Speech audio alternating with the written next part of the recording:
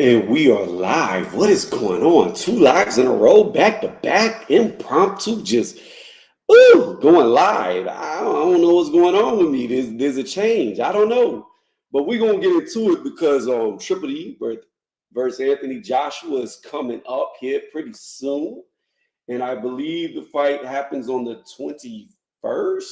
I think I would have to confirm that, but it's coming up very soon. Let me confirm that for y'all while I'm talking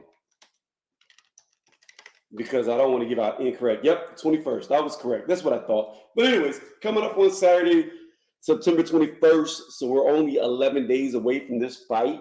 And I really want to see Triple D win this fight. That is where my head is at. That is where my heart is at. I've been up and down with Anthony Joshua. I've liked Anthony Joshua a lot, and I've disliked him a lot. And the thing about Anthony Joshua is,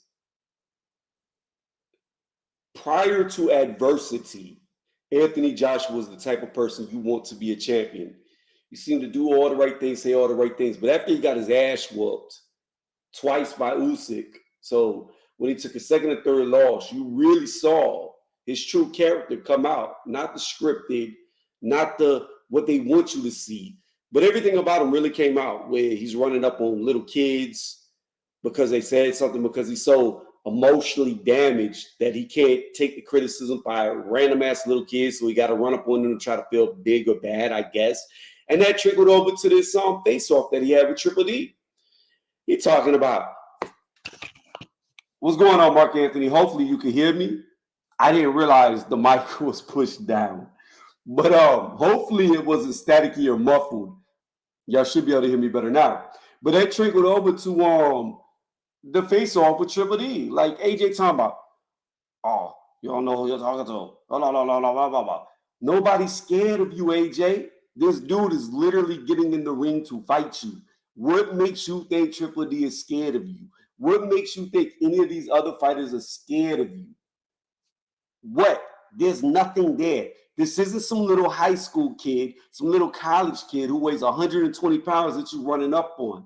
This is another guy, professional fighter, who's also like you, tasted adversity with less losses than you. He has two to his name where you have three to your name. He's coming off the biggest win of his career, and you act as if he is going to be scared of you?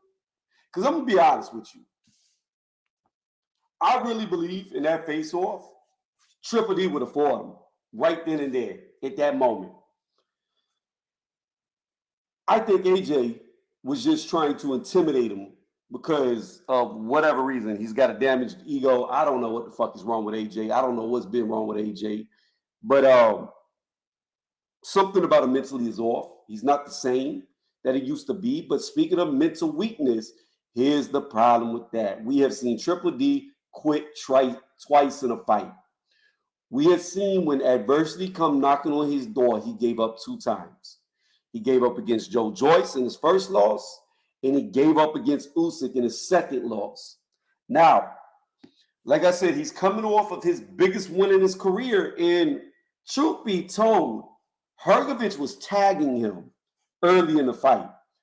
And he showed a confidence in that fight that we haven't seen from him before. But then again, we never really saw him hurt.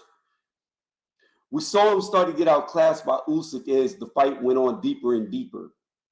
In fact, he was actually being outclassed at the beginning of the fight. It was just, he caught him with a good body shot that I truthfully believe was low. Other people don't believe it was low. Other people believe he should have won by knockout.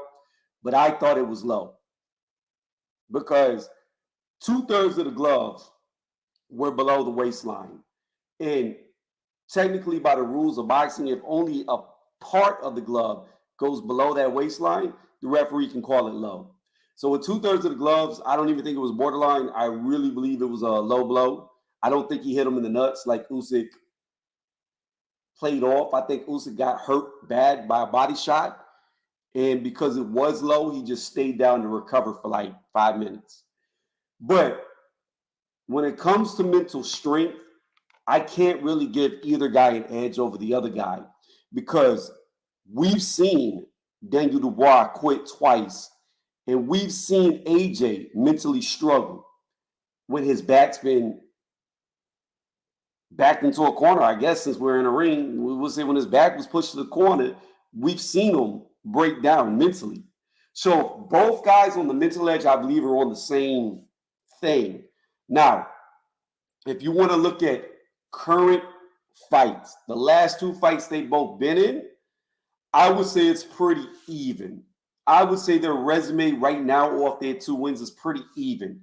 And the reason why I say that is this. When I look at Otto Wallin, I believe Otto Wallin is a better fighter than Gerald Miller, the current Gerald Miller. Now, Gerald Miller on the juice, way better fighter than Otto Wallin. But no juice, Gerald Miller, all cheeseburger juice, I don't think he's as good as Otto Wallin. He looks slow. He can't let his hands go. He gets tired. I thought he beat Ruiz in his last fight, but he still didn't look like he used to look. He still doesn't have the punch output like he used to have. Gerald Miller used to throw more punches than bantamweights, and it was relentless. And he just hasn't looked the same since he's been caught on the juice. Now, when you look at both their last fights, you got to give the edge to Daniel Dubois. By far, he had the better win. Filip Hrgović, although I think Filip has been looking worse and worse in each fight for like his last 4 fights, is a way better win than Francis Ngannou. Francis Ngannou is nowhere near on the level of Filip Hrgović. And again, when I look at their last 2 fights, I would say that their resume is pretty on par. Even though Francis Ngannou is nowhere near a Gerald Miller, still, when you compare the 2 fights, Otto Wallin over Miller, of course, Hrgović over Ngannou. So I have them even there. So I think going into the fight, their experience, their resume, their quality of opposition is pretty on par with each other. The Ngannou fight was just a stay busy fight and a money grab. We know what that was. And it was just a means for AJ to have a reason to fight Tyson Fury because he could go in there and say, I beat him better than Tyson Fury did. So it set up a Fury fight. That's all it did. That's why he fought Otto Wallin. That's why he fought Ngannou, because he wanted to have that edge over Fury, saying that, look, I'm in my prime. I'm in my stride. I beat these guys better than Fury did, which he did. He looked way better against Otto Wallin and Francis Ngannou than Tyson Fury did. So it made sense tactically why he fought them. But with that being said, why did I say Francis Ngannou? Daniel Dubois, in my opinion, in his last 3 fights have really been against upper echelon opposition. Usyk, he fought. AJ fought him too. What's going on, Charles D? I'm going to get to the chat in just a second, Mark Anthony. I see you wrote a lot as well. He went from Usyk to another undefeated fighter in Gerald Miller to another undefeated fighter in Filip Hrgović. So Daniel Dubois has ran the gauntlet going into this AJ fight. So I'm hoping, especially analyzing how he handled Filip Hrgović and weathered the storm, even to be real with you, he took a lot of good shots from Gerald Miller and didn't give up, didn't break down, didn't quit. And I have been very critical over Daniel Dubois in the past. I have been extremely critical because I think if you quit in anything you do, you'll never be successful at it. You'll never be successful. I don't care what your profession is.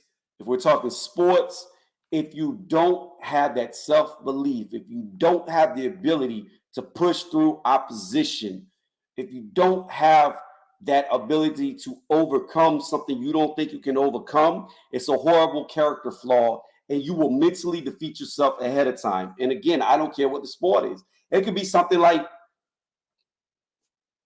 pole vaulting. Maybe somebody leaps over a bar higher than you've ever seen before. So before you even go up there to pole vault, you're already nervous. You're already scared. You're already hesitant. So you don't put your all into it and you lose. The long jump, same thing. Maybe a guy runs, jumps further than you've ever seen, and you don't think you can do it. So you half step before you jump because you doubt yourself. It's the same mentality in anything you do. You have to have that self-belief, number one, because if you don't, you will become your own worst enemy. And everything that doesn't go your way only domino effects on you and wears down on your mental. And especially in boxing, it's very mental. That's where the heart comes from. When you're getting beat up, when things aren't going your way, can you push through it? If you don't have the mental strength to do it, you'll never have the heart. Because you got to keep in mind, the brain controls the heart. And if you ain't got the confidence, you'll never have the heart. The brain is the driving force behind everything. But anyways, so I'm really hoping he got past that, because even though I have been very critical on Triple D, looking back at it, especially at his last 2 fights, you could chop it up to maybe he just was inexperienced. Maybe he was just young, because he has moved fast for his age. And he just got overwhelmed by the pressure. And maybe he'll be that rare one that can overcome self-doubt. In my opinion, that's yet to be seen. But at least in his last 2 fights, he did go through adversity and not fold. So if you've got a guy like Triple D, who had a broken orbital bone, took several hits from Joe Joyce before he quit, if you could have that dude have faith and not give up, then he could be a real threat. He dropped Usyk. Had he had more confidence in himself, he would have continued to fight, even though he was getting outclassed. Maybe he would have landed another hard shot and put him back down. We don't know. So again, Daniel Dubois' number one thing that he has got to work on is his mental strength. Anthony Joshua, I really don't know where he is at mentally in the ring. Thus far, he's had pretty good stylistic matchups for him to look good. We have yet to see AJ get cracked hard. We've yet to see him get hurt. Robert Helenius did bloody his nose. He was jabbing him to death. What's going on, Prodigal? I'm almost about to come to the chat. He was, and then I'm going to drop a link for anybody that wants to get on.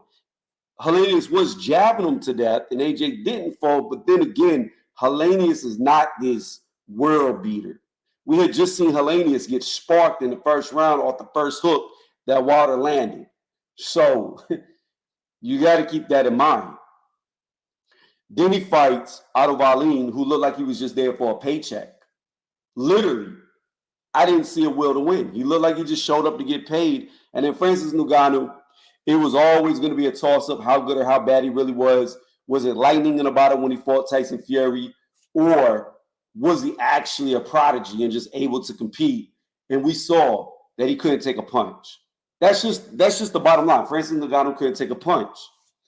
The thing about Daniel Dubois is he can't take a punch because we've never seen him knocked out. We've never seen him put to sleep. We've never seen him wobble. We've never seen him on Clear Street. We've never seen him spaghetti noodle leg. We have not seen that. We've seen him quit, but we've never seen him put out.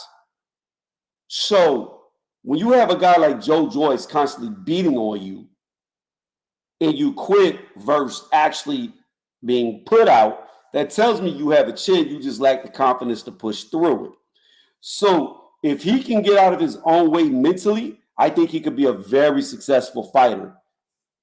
It's a very hard thing to change, the psychological aspect of a person, but maybe he could be that rare one that could do it. Again, coming back to AJ's mental, we have yet to see him crack hard. We've yet to see what happens if AJ does fight adversity. Because thus far, outside of maybe Jermaine Franklin, all his fights have been pretty easy. In Jermaine Franklin, he refused to actually fight. He just held him 90% of the fight. So let's go back through the chat and see what was going on. All right. So Mark Anthony's in the building. Joshua is on the chopping block tonight. Yeah, I saw that face off. I counted Dubois in the past. After his comeback against Miller, I see him different. Daniel was a different animal. He's supremely confident. Joshua looked nervous in that face-off, that old tough guy routine. And you know what? You could be right, Mark Anthony. You know, when you fear somebody, you try to like embolden yourself and try to make them cower because you're trying to get an edge over something that scares you. Let's see. I looked up to the gangsters and the hustlers, the Nicky Barnes, the big Nietzsches of the world. Do you know what I mean? Yeah, he was on that Officer Ross. He was on that Maybach Music when he made them statements. Charles D checking in. What's good? It's cool. Do your monologue. I am. That's right. Tapping out is for bitches. I do not disagree with that. I do not disagree with that. Dubois is Frank Warren's version of AJ. I agree that Daniel Dubois is what Frank Warren, he wanted him to be AJ-esque. I just don't know if he is. Because despite AJ's mental weaknesses, he's never gave up in a fight, in my opinion. His mental weakness comes outside of the ring after the fights, but inside the ring, I don't think he ever gave up. I know people argue with Andy Ruiz, he gave up. I disagree. You don't get up 3-4 times if you're got no heart, if you're not wanting to continue, if you're giving up. You don't get up that many times, especially when you're dazed the entire fight. Got his confidence back. Personally, I think Joseph Parker should have gotten the AJ fight the rematch. Well, I don't know if I could agree with that. Because while Joseph Parker's been on a good run, I mean, look at what Zilly Zane did to Wilder and look at the Parker fight. Zane did much better, looked much more impressive. Zane is still undefeated and beat bigger names. Like, I want to see Zilly Zane really come into it. But I don't know, with him being as old as he is, how much longevity Zilly Zane really has. Because if you can get him into deep waters, he tires really bad. That's just a big if, though. Can you get him into them deep waters? And the older he gets, the worse them lungs are going to become.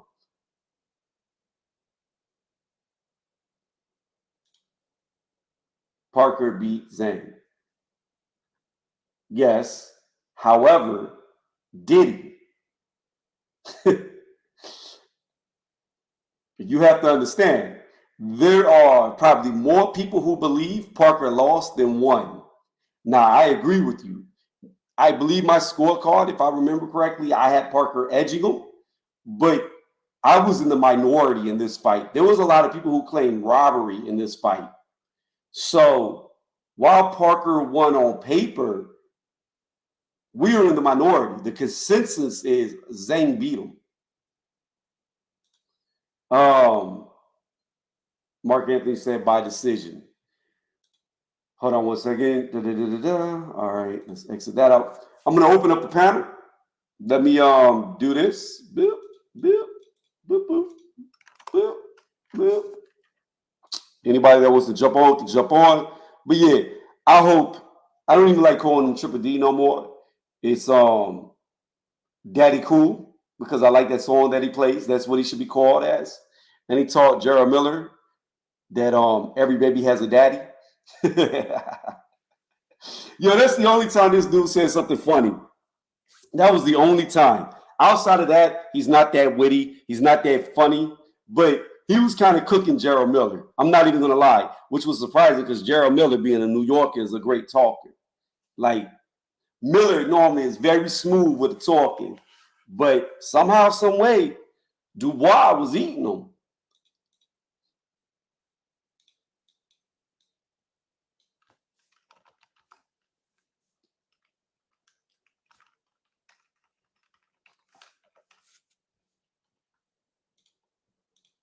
Let's see.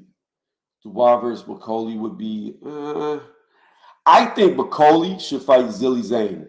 I think that would be a good matchup. I think that would be a really good matchup between the two.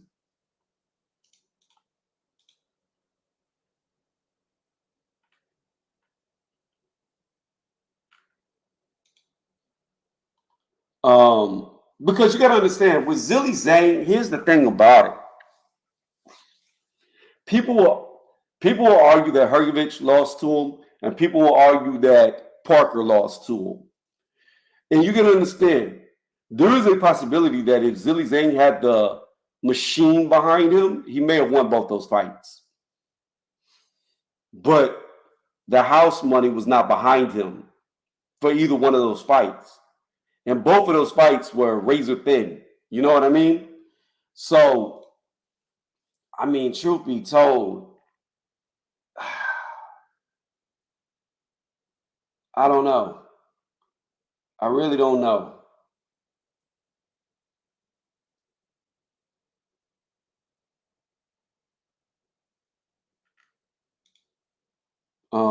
Let me see. Dubois versus Bacoli would be interesting. Winner is guaranteed a title shot. Yeah, winner of Zhang should be guaranteed a title shot, although it would not happen, because here's what you got to understand. The winner out of Dubois and AJ is going to fight the winner out of Tyson Fury Usyk. That's what Turki Al-Sheh has already said. The only issue that I see with that is I think Tyson Fury and Usyk are both at the twilight of their career. I think they're both about to retire. Like, Tyson Fury has not looked the same in his last two fights. He's looked weathered. He's looked aged. He has not looked as fluid, as good. His legs, everything about Tyson Fury that made Tyson Fury just hasn't really looked the same. And then Usyk, you know, he's won fights, but he takes a beating. Like, Usyk gets hit a lot. He gets hit a lot. And he's just getting older and older and older. So I don't know how many more fights Usyk, due to his age, has left in him, especially being that he's been in a lot of wars. I mean, especially at heavyweight. Every heavyweight fight he's had, he's taken a lot of damage. Besides Chaz Witherspoon. That should have never happened. Usyk might actually drop down to Bridger. Nah, I doubt he'll do that. Did he say that? He's entertaining the bullshit weight class that shouldn't exist. I mean, he walks around and fights at Bridgerweight weight class, but I just hope no fighters, like no real prestige fighters like him, even entertain that bullshit weight class. Bridgerweight should not exist. It's stupid. I hate that weight class. If you're a heavyweight, you're a heavyweight. I don't care if you're 200 pounds or if you're 400 pounds. You're a heavyweight. That's just how I feel. Call me old school. Yeah, the WBC and what is it, the WBO? I think that's the other one that decided to go there too for the money grab. And then you have no roster at Bridger. Nobody fights at Bridger. And the thing that's so stupid about Bridgerweight is it makes no sense, because Bridgerweight can literally just have heavyweights cut weight to make it, and then they're the same weight they would be on fight night at heavyweight. That's why it's stupid to me. You can get a 250-pound man, make 220, and then he'll be back 250 by the night. Or if he doesn't cut weight, he just fights at 250 by the night. You see what I'm saying? Like, the Bridgerweight division is just fucking stupid, because the same heavyweights will be the same heavyweight weight by fight night. That's why it makes no sense. This is what I've always said, okay? I've always said this. If you want to make a new weight class, then it should not be a Bridger weight class. It should be a super heavyweight weight class, and maybe you go 260 plus is now considered super heavyweight. And you start with guys who are above 260, because more and more guys are weighing over 260. More and more. You're seeing more and more pop up. They're getting taller. They're getting bigger. So, again, I believe that you could argue a super heavyweight division, but a Bridgerweight division is just stupid, because anybody who fights at Bridgerweight would just fight at heavyweight. And they're going to be the same weight that they would be on fight night as they would be if they just was at heavyweight. So it's dumb to me. Well, yes and no, Prodigal. The Olympics does have a super heavyweight, but super heavyweight is just heavyweight. And heavyweight is just cruiserweight. So Don't want to see Usyk versus AJ again. I'm gonna tell you the truth, no dice. I don't think it'll happen. If Usyk can manage to beat Tyson Fury again, which I don't think he can, if Fury doesn't play with him, toy with him like he did stupidly, and he takes advantages of Usyk when he hurts him instead of backing off and showboating like he did multiple times, he'll beat him easy. But if Usyk beats Fury again, I think he retires. I think that's his last fight. I highly doubt he'll entertain a trilogy with AJ because more than likely AJ will beat him because he's only going to be that much worn down and he's only going to be that much older. So now you have a guy who really is in his prime years as a heavyweight fighting a guy who's seen his better days. He's on the decline. Every fight Usyk has, he's going to be a little bit less than what he was before, in my opinion. So I don't see the sense of it. I think you just ride off into the sunset and call it a day. But yeah. By the way, I never say this. If you haven't done it yet, hit that thumbs up so we go up in the algorithm if you don't mind. But to get back full circle to the point, I'm sick and tired of AJ's diva mindset, diva attitude, thinking that everybody needs to bow to him, kiss his feet, etc. Look, you have a great resume. You were a good champion when you were a champion. You beat a lot of good names, but nobody should bow to you. Nobody should be worshiping you. You or another fighter, just like every other fighter. You've achieved more, and that's great. But this idea that he just thinks he's better than every single person and they can't look at him a certain way without him crying is just ridiculous to me. He got soft tendencies that are more and more starting to expose themselves. And I really can't get over the fact that he lost the fight to Usyk the second time, spit on the belt, and threw it out the ring when, according to him, the belts mean everything. But yet you spit on the belts and throw it out the ring whenever it's not even your belt no more. See, Usyk's better than me. Because if AJ would have done that shit to me after the fight, I'd just hit his ass without my gloves on. We would have been boxing again. It would have been round 2 or 3 because that actually would have been the third fight. And I can't rock with his I'm a hustler AJ. Like, I just can't do it. I can't do it. And I made multiple videos supporting AJ. To anybody who said I was an AJ hater, you can just go back through my old ass playlist and see that I've made multiple videos supporting AJ, especially after his losses. But again, I hope Triple D knocks him out. I hope he sparks him. Because I'm tired of the diva attitude. I'm tired of the crybaby attitude. I can't get down with that. Him trying to intimidate people for no reason because you got a broken. You know what? That would be all right with me. If Triple D knocks out AJ, then we could get the Wilder AJ fight because they both washed at that point. Although I highly doubt Wilder could beat AJ. I don't even know if Wilder can hit him before he gets knocked out. In all honesty, I'm gonna be 1,000% real. I don't even know if Wilder can hit AJ before he gets knocked out. Because Wilder at the top is proven that he can't compete. He cannot beat top tier fighters. Well, I'm proud. AJ Hater, he cost me money. You said you lost more money than you won with him. That's wild. Yo, you should have listened to me, Mark. You would have been ahead. I picked him to lose both times against Usyk. All you had to do was listen to me. Wilder's on drugs? What do you mean? What drugs? I've never heard about him doing drugs. That's news to me. Oh, you're talking about the ayahuasca. That's what you're talking about. I got you. I'm thinking about actual drugs. You're talking about the hallucinants, where he goes to whatever country that is, Colombia. I don't know where it is. I have no idea where they go to get that shit. Yeah, yeah, yeah. The ayahuasca. Let me see.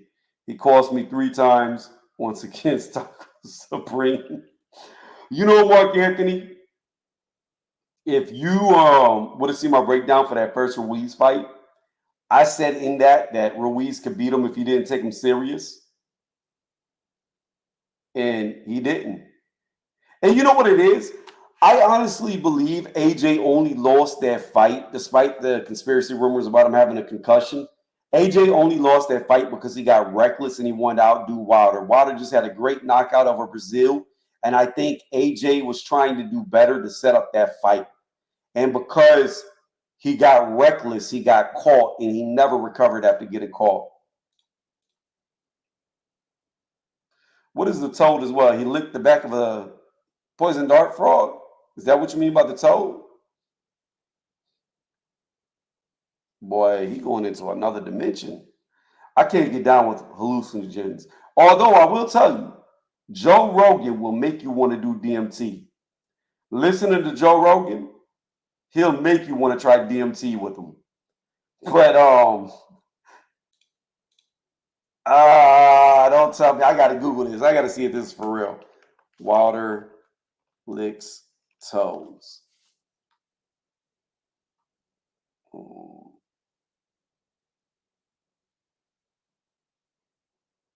Oh my goodness, he did. Oh my goodness, he did. Oh no. I don't know. This may be a lie. This is a Reddit post a year ago.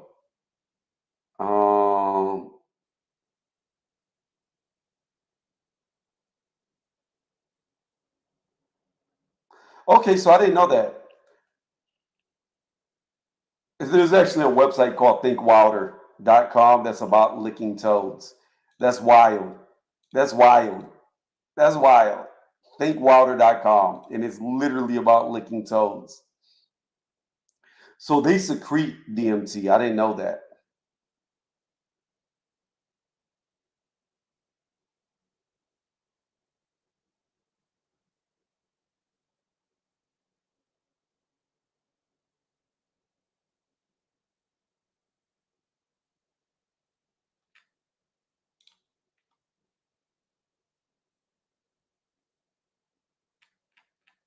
Ain't no fucking way I'm gonna lick a dirty ass toad.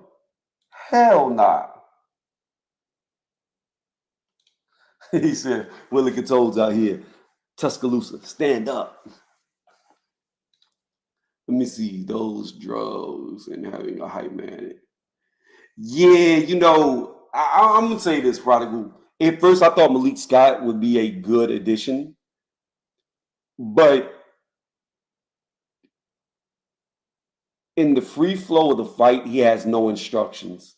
He's a horrible trainer. Like those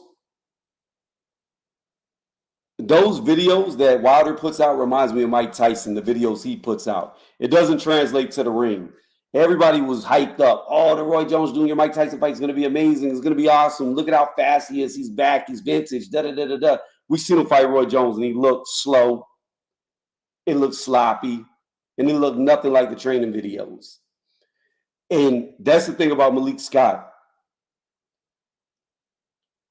First off, the idea, like before the Zilly Zhang fight, did you see the broomstick that the one dude had, like the beat off handle? And it looked like he was beating off a broomstick and it was coming like towards Deontay Wilder, but nowhere near him. And he was doing the little side to side, bobbing and weaving, doing the same little circle that got him knocked the fuck out against Zhang. What the fuck was that? I've never seen somebody beat off a broomstick before to do training of how to get out of the way of punches. The fact that Malik Scott even let somebody do that in his training camp shows you he don't know what the fuck he's doing. Like there was a literally old dude beating off a broomstick and let the end of it, the hard wood, come at Deontay Wilder's face, but it was like nowhere near him. I've never seen nothing like that. Let me see. Apparently, Wilder is a scumbag outside of boxing.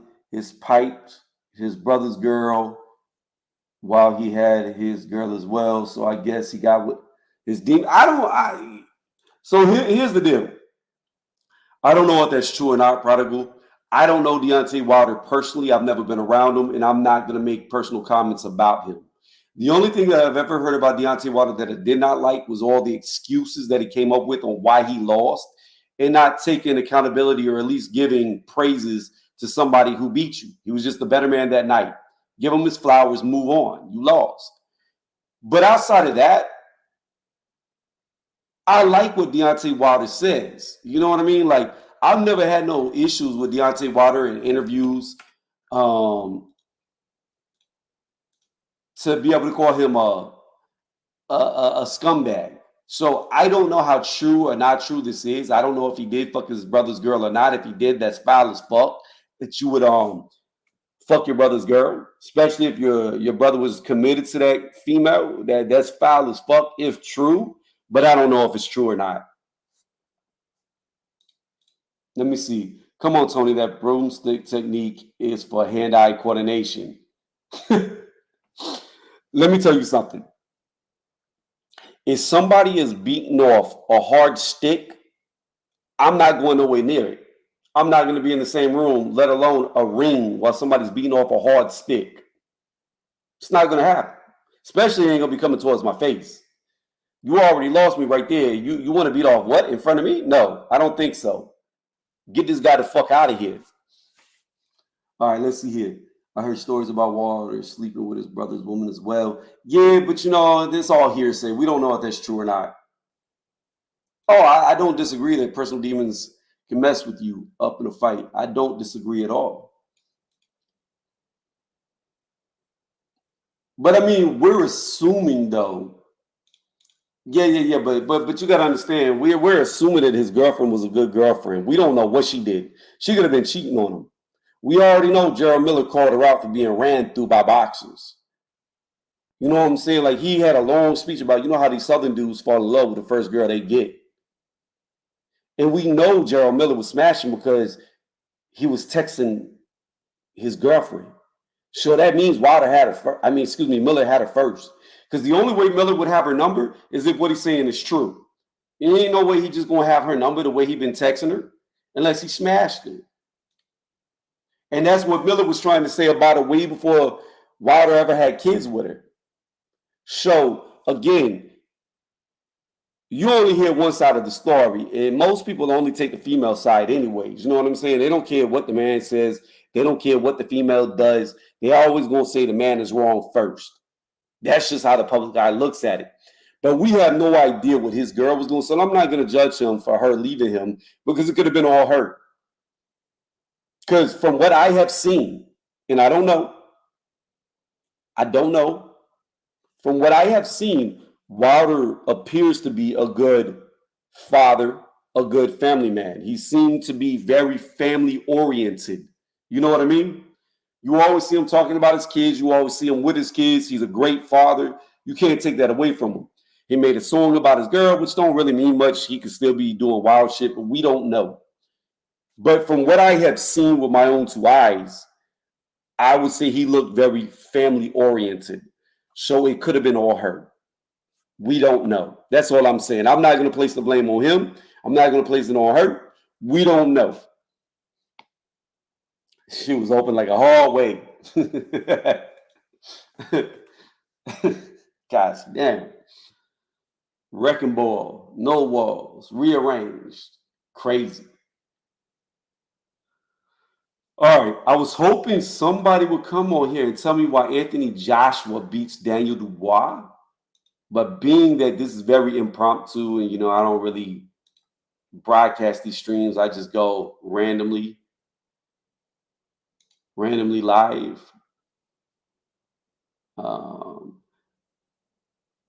I think I'm going to end it because I needed somebody else to converse with me because I'm getting hungry.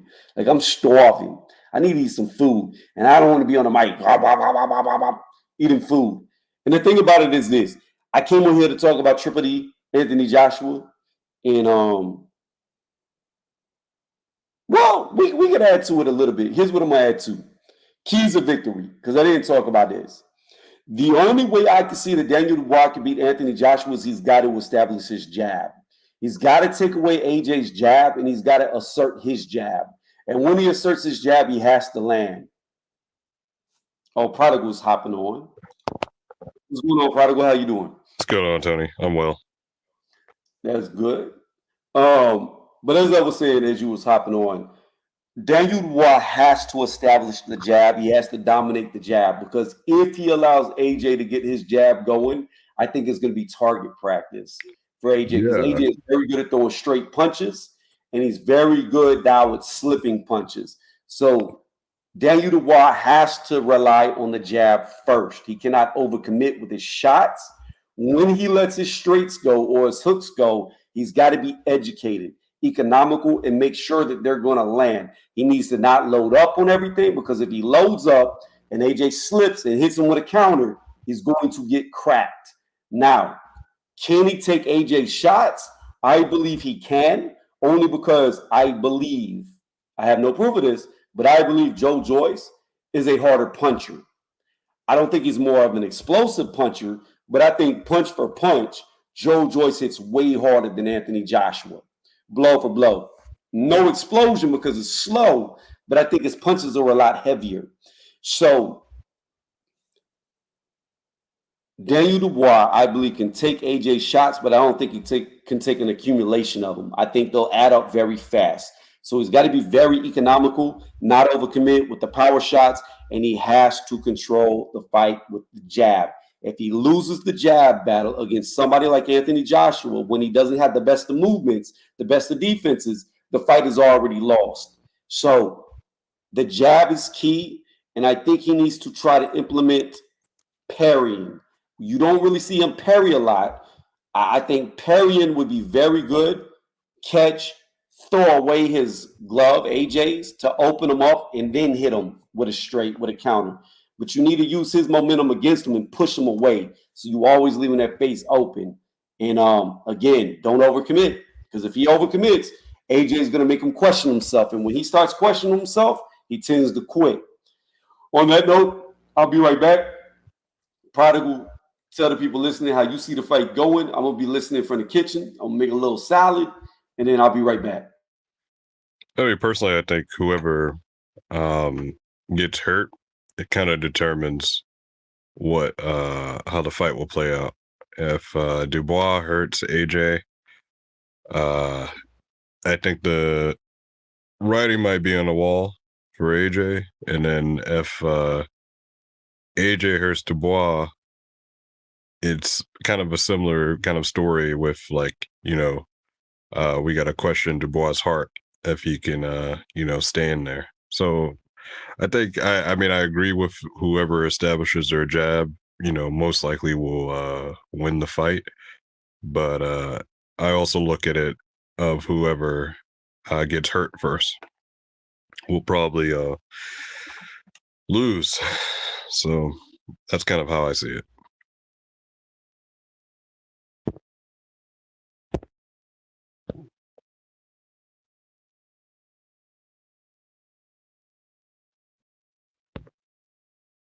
I'm running back from the kitchen because I heard you quit talking. Yeah. So you think it's going to come down to who can inflict damage on the other first? You think that's where they're going to break down? The first one hurt? Yeah. So does that mean you believe that they're both mentally weak when adversity strikes them? I think more so Dubois, because that's kind of like what we've seen in him.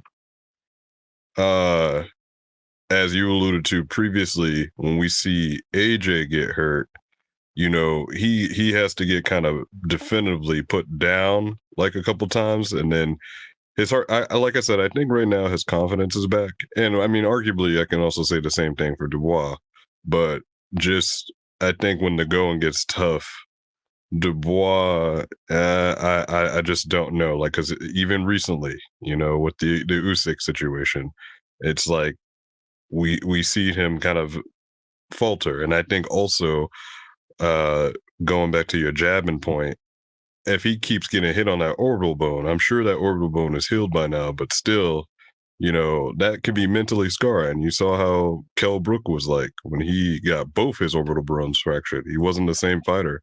So it's like, God forbid, but imagine, he gets his orbital bone broken, that's going to be it.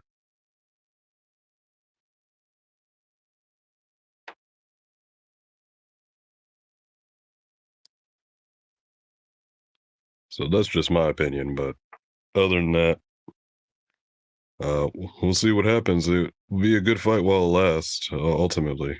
Um, but like I said, for me, it's just whoever gets hurt first.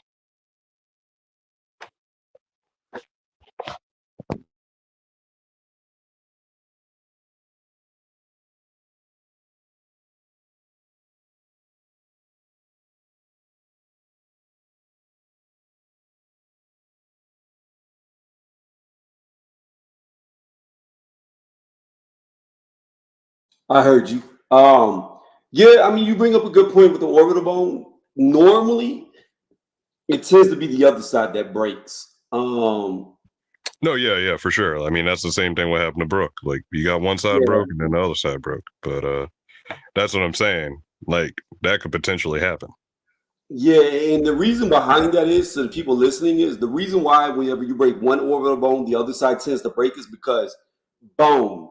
People don't realize this. When you break bone, it actually heals back more denser and stronger than it was before. So where it broke, your bone is a lot more dense and is stronger than the other side, which means the other side's integrity now becomes not as good because you have a solid side with a weaker side, and there's no balance in between the two for the stress. And that's what ends up causing a stress fracture on the side that had not been broken before, due to the difference in the bone density and one side being stronger than the other. When you have both sides that are equal, they flex and bend the same, so to say, under stress. When you have something that's very dense next to something that's not as dense and they're connected, there's less give on the dense side, so the less dense side tends to crack first, and it's due to that flex not happening equally distributed. So you bring up a good point. It is something that very well could happen. His other side of his face could break. The only question is, do you believe that if his other side breaks, he'd be willing to fight through it, or do you think he quits again? No, I think he quits again. Because he's going to have to. Like, he's not going to want to risk, potentially, having a detached retina or something like that.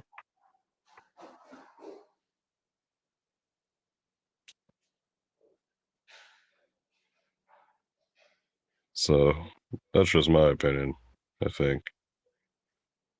And plus, I feel like also the writing's on the wall because, I mean, I guess whoever wins, ultimately, they still might wind up fighting Tyson Fury. So, like, that would still be a stadium fight for whoever wins. But I think, I guess the British public would want Joshua to win more because that's like a fight that probably should have happened, when Joshua had all the belts, but it just didn't materialize. So I think that's probably the biggest fight in Britain that they can make. So it would behoove AJ to win the fight. So it just looks like the writing is on the wall for him to win that fight.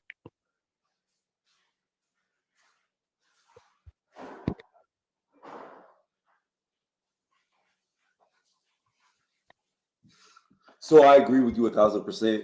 I've already seen turkey cards to where it's business as usual, where fighters who should have won lose because the house favorite gets denied. I've seen robberies. I was hoping Turkey Alashay would come through and clean up boxing and these robbery decisions not happen, but I've seen bad decisions on his cards, and I do agree with you.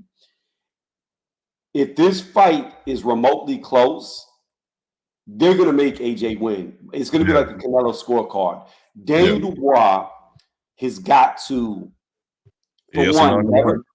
Yeah, for one, he can never go down, and he more than likely has to drop AJ multiple times. He's got Yeah. to do what Ryan Garcia did to Devin Haney, because even Devin Haney almost beat Ryan Garcia on the scorecards, even though it was a Yeah. mollywop. Yep. That's the only way he can win. Hold on 1 second.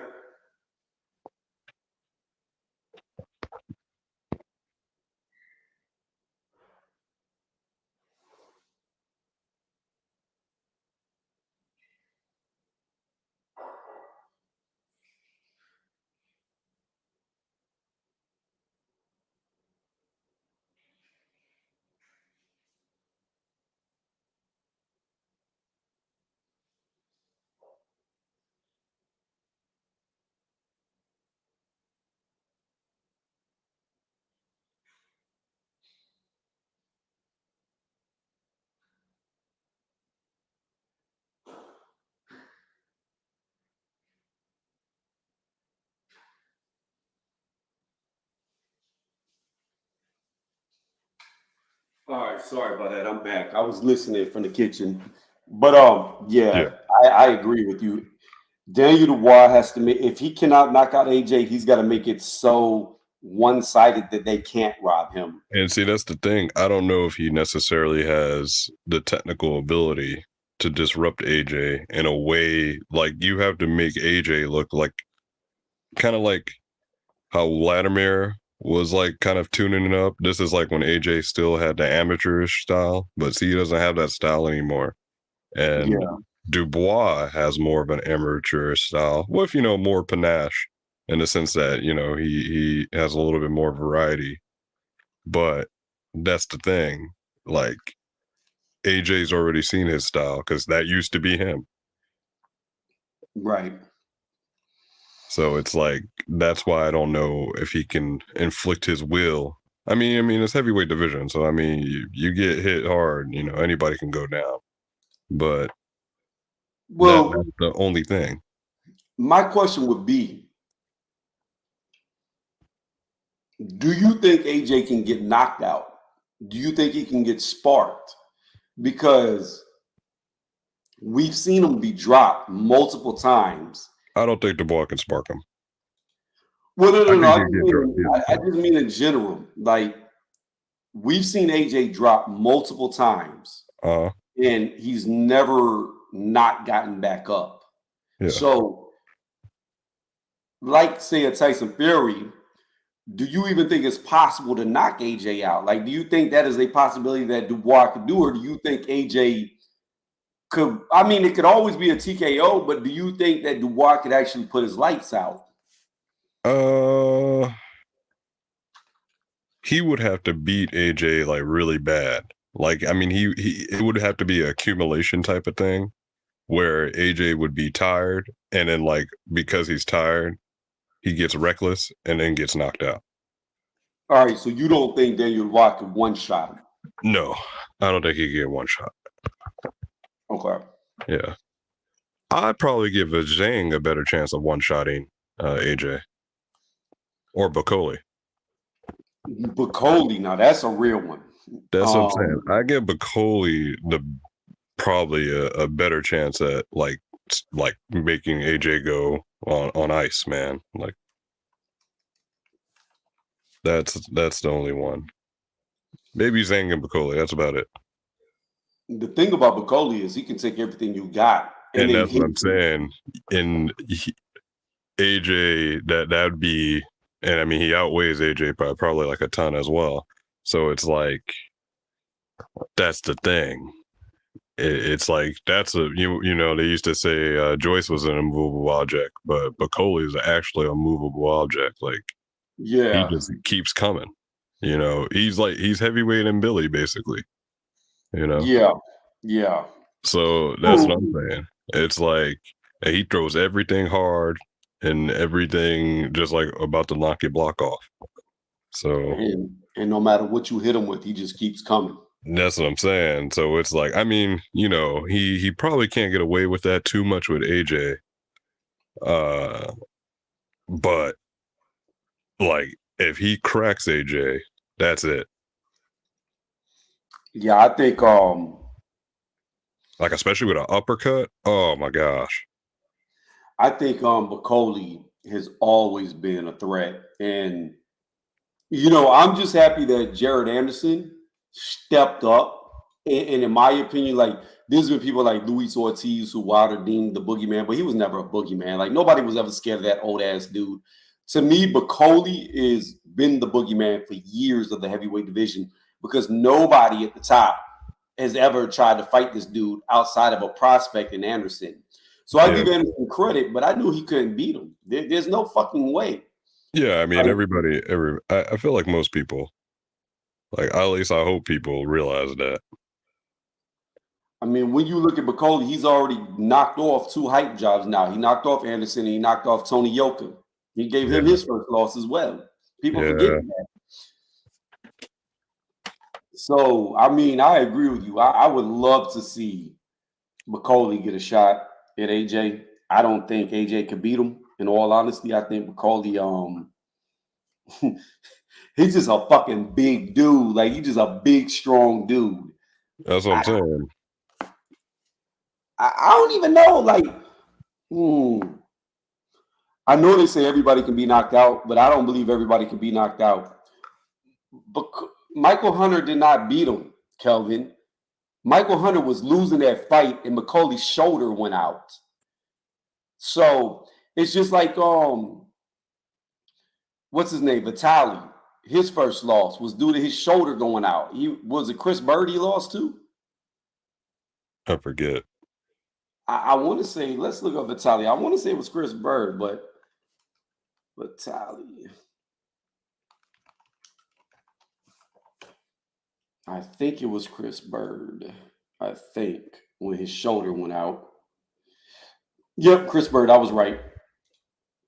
He was beating the brakes off of Chris Bird, and he quit due to his shoulder going out. The same thing happened with Martin McCauley. He dislocated his shoulder.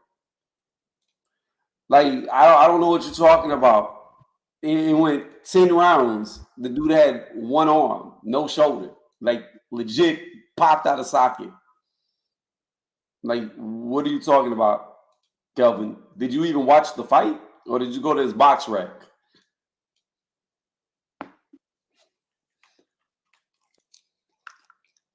Yeah.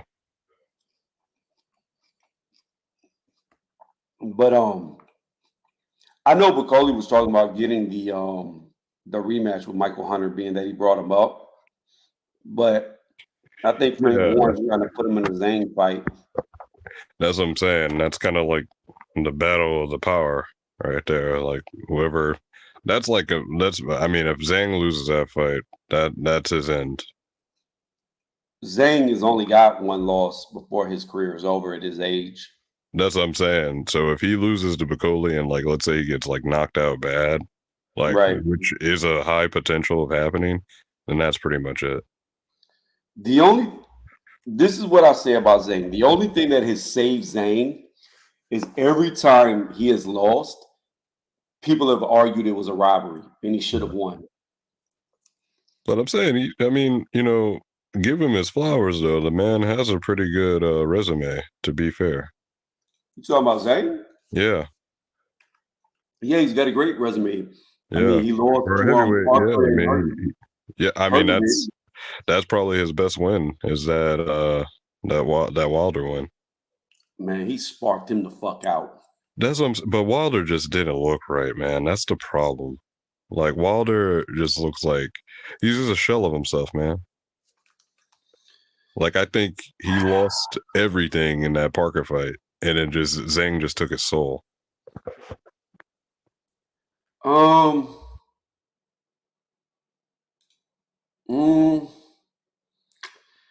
I don't think Wilder was ever that good. I think what you're seeing from Wilder isn't a shell of himself. I think it would always have happened. I think there's a reason why they kept him away from top 10 fighters. I think there's a reason why they didn't let him get in the ring with Dillian White for all that time. Well, they knew he wasn't that good. Yeah. I think they knew, but I don't know. He just was doing what he was doing at the right time, I guess. But I mean, he took it as far as he can go. Right. He took it as far as he can go. I mean, arguably, I think he peaked in the third Fury fight.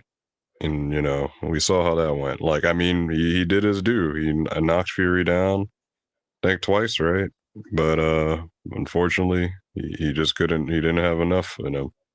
So I think that's probably where he peaked. Because then look at what hold on one second. Yeah, I'll get back to where he peaked. He said, "Did you watch the fight, Tony, or you lying per usual?" First off, tell me once when I've lied. Second off, Kelvin, I didn't say he didn't get stopped. The dude had one fucking shoulder. It went 10 rounds, okay?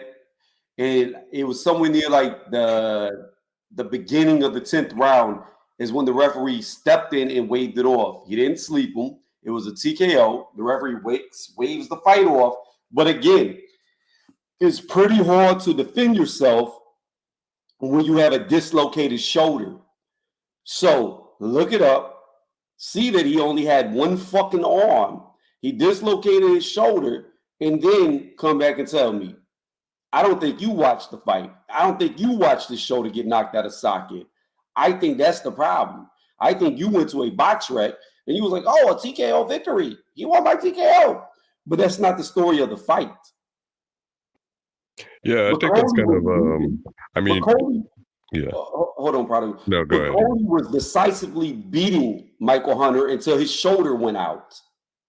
Like, what are you talking about? Did you see the fight, Prodigal? Bacoli versus Michael Hunter?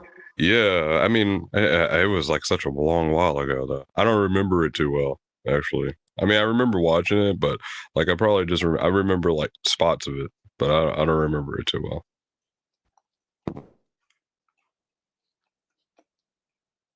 Bacoli was winning the fight. His shoulder went out, and that's when Michael Hunter started just piecing him up. I don't think Michael Hunter could beat him if he wasn't hurt. Yeah, no, well, definitely now. Michael Hunter can't beat him now. I would definitively stamp that, like, because he's been not so active in a way, and then his competition hasn't been the greatest. So, no, I'm saying in that fight. Oh no, yeah, no, I agree. Had Bacoli's shoulder not went out, he would have lost that fight. Well, I draw. I mean, this is probably not the best comparison. Do you feel that way about Smith Eubank one? Like, had yes.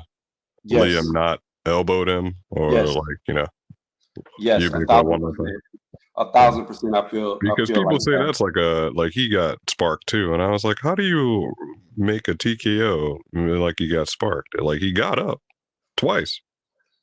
He did, but the thing about it is, if you watch it back, he did get elbowed and he did get dropped. We've never seen him go down before, but shit, if you elbow somebody in the face, they're probably going to go down. The side of their temple. That's a Muay Thai thing. Anybody gets hit. If you get hit on a temple, that's especially an elbow on a temple. Yeah, that's messed up.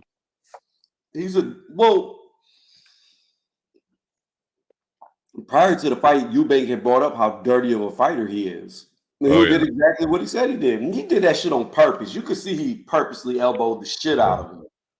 And the thing about it is prior to that shot, Smith was outclassed.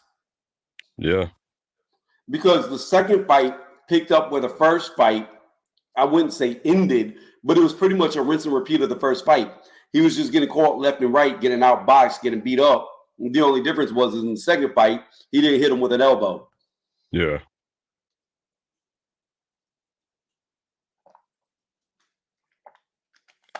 Even though he tried to say, like, because he was injured and stuff like that, and he had to lose, like, I think, like 30 pounds or something like that. Yeah.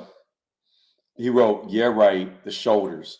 Like, I don't even understand how that's an excuse. If somebody loses their shoulder and you only have one arm, they stop the fight right away, because that happens a lot, actually. No, they didn't stop the fight. Bacoli kept fighting. I know, I'm saying. They typically do. Like, if you I mean, it'd be like a TKO if your pops out of place. But that's not what happened in this fight. It went. I can't remember what round his shoulder separated. It was in one of the latter rounds. It was like the 8th or the 9th round. He lost his shoulder. Mm. And after his shoulder went out, Michael Hunter started landing repeated shots on him because he couldn't defend himself. Going into the 10th round, somewhere, it was within the first minute in the 10th round, Bacoli got trapped against the ropes, and Michael Hunter just kept hitting him, and he couldn't defend himself. He never got knocked down in the 10th round. He just got trapped, and the referee stepped in and waved off the fight. But again, when you only got one arm, it's pretty hard to defend yourself. Yeah. Especially at heavyweight. That's a different story. Yeah, and we're not talking like a bicep injury or a broken hand to where you could still move your arm and move around. We're talking about your shoulder. Yeah. So once your shoulder dislocates, you can't move your arm. There's no It's like tearing your Achilles. Like you tear your Achilles, your leg goes paralyzed. Like there's nothing you can do. It doesn't move. That's it. Yeah, that's it. I could tear my bicep and still bend my arm up. Yeah, it'd I be could still throw painful. a punch. The adrenaline will keep you going, but adrenaline's not keeping you. Well, your Uh-uh. shoulder's out of place. That's it. That's it. You're not. There's no defense. Yeah. Yep. Well, we'll see. I mean, I hope Bacoli emerges through all this. I like Bacoli. Yeah. I would love to see him actually get a shot and prove himself. But I think, I like I agree with said, you.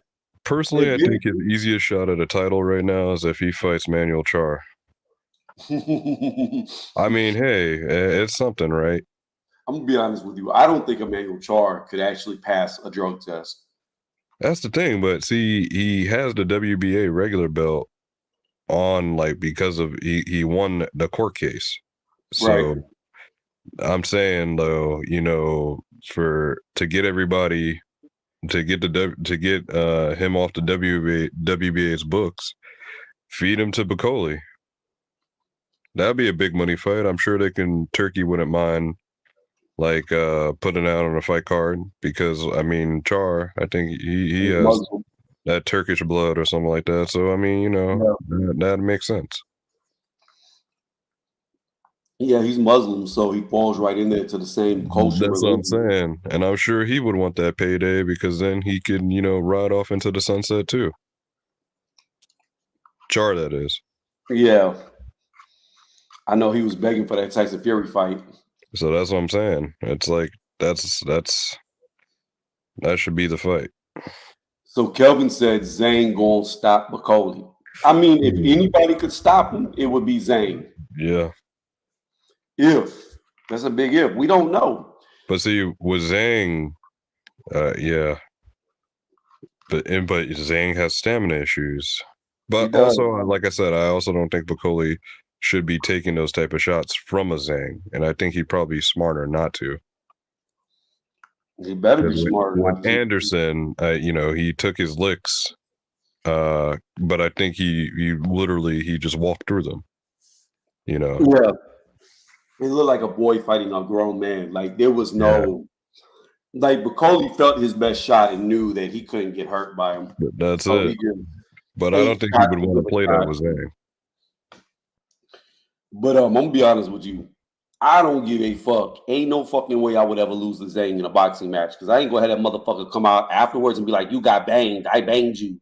Nah, ain't no dude banging me. Yeah. That's crazy. The most is he's like, I bang you. That's hilarious. That's true. That's true. It's like, no, I can't be taking an L. That's like, yeah, you can't be taking an L to a dude named Cornflake or something like that. It's like, come on. Yeah. It's like, I can't be taking Kelvin, I picked Joe Joyce. I picked Joe Joyce to lose to Zilly Zane. Did a video on it because they made Joe Joyce drop from damn near 280 pounds to 250 pounds. I saw the writing on the wall. You don't take somebody who can't move and make him small because he's still not going to be able to move. He was slow to begin with. They took away his weight. They took away his strength. And he lost. Now, I do believe in that first fight, Zhang was gassed. Had it continued, I think Joyce would have ended up beating him because Zhang had no energy left. He was done. The fight should have never been stopped.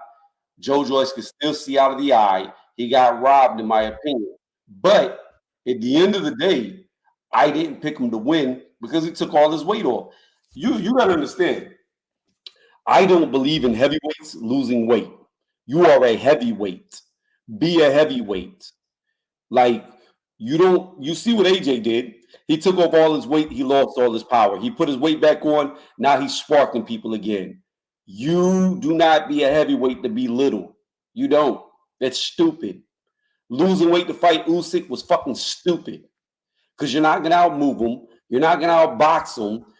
There's nothing you can do that's going to be better than him. You're not going to be more agile because you're not an agile fighter. You're not going to be slicker because you're not a slick fighter. So why are you taking the weight off?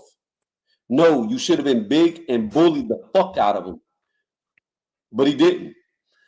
So again, can't take a L to Glass Joe either. He done. The Juggernaut's done. I mean, I don't know where he really goes from here. You know what would be crazy? If he took that Moza Atama fight. I just think he's done. I don't think he can win. I think he'll look. I like Joe Joyce. He's a very nice person, kind-hearted, but he's already not the fastest or the brightest crayon in the pack, and he don't need to take unnecessary damage to his head. Like, yeah, I mean, it's already been too much. Yeah, he just needs to retire. Like he's finished. Man, he really should have not had taken that Zhang fight. Oh man. But see, that's what I'm saying. I think Frank did that on purpose, man.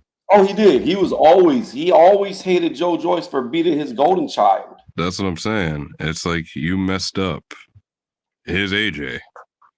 Like both of them dudes belong to Queensberry. They were both Frank Warren fighters. However, when Joe Joyce won, Frank looked like he was about to cry.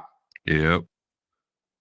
I would have left him. I would have been like, "Look, dude, I'm never fighting for you again. Get me That's out." what I'm saying. It's like, yo, I just beat your best guy. Now I'm out.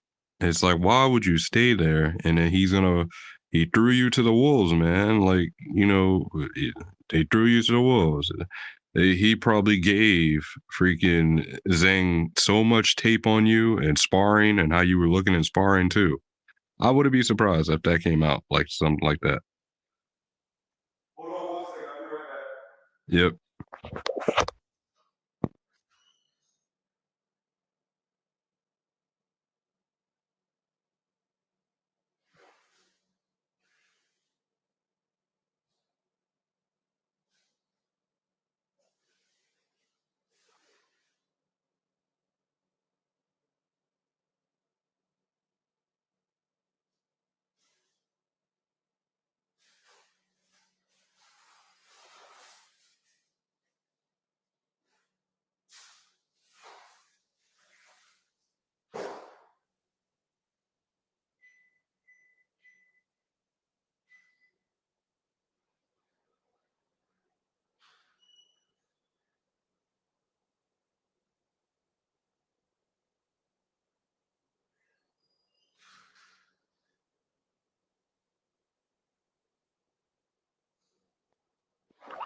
That's what I think Moses wants to do. I mean, that's what he has to do if he's trying to break Mike Tyson's record. He has to fight like I guess Joe Joyce is like a journeyman now. Nah, maybe a gatekeeper. I'll be even fair. Maybe he's a gatekeeper at this point. You know, because Derek Chisora, I guess he's a gatekeeper too. Because at one point in time he was looking like a journeyman, but now he's a gatekeeper. So I think those are the type of fighters you have to fight if you're trying to break Mike Tyson's record to be a heavyweight champion.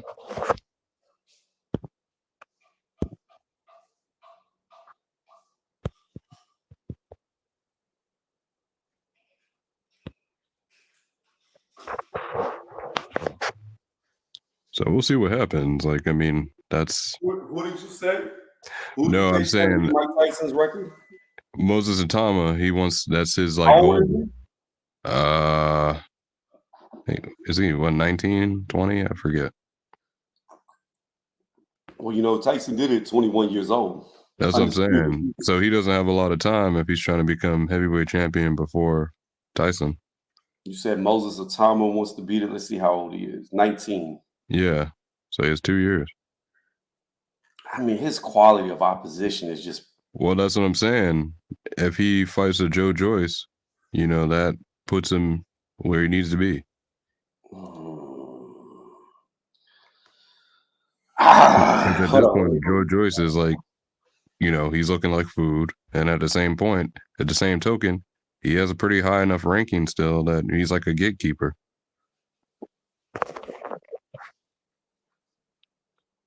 I mean, heck, maybe even put him in there with Derek Chisora, but Chisora's about the money, so he wouldn't even take that fight.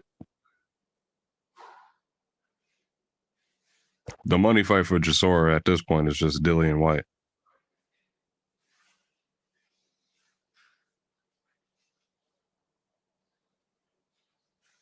So Moses is going to have to fight somebody who. Here's the thing about it.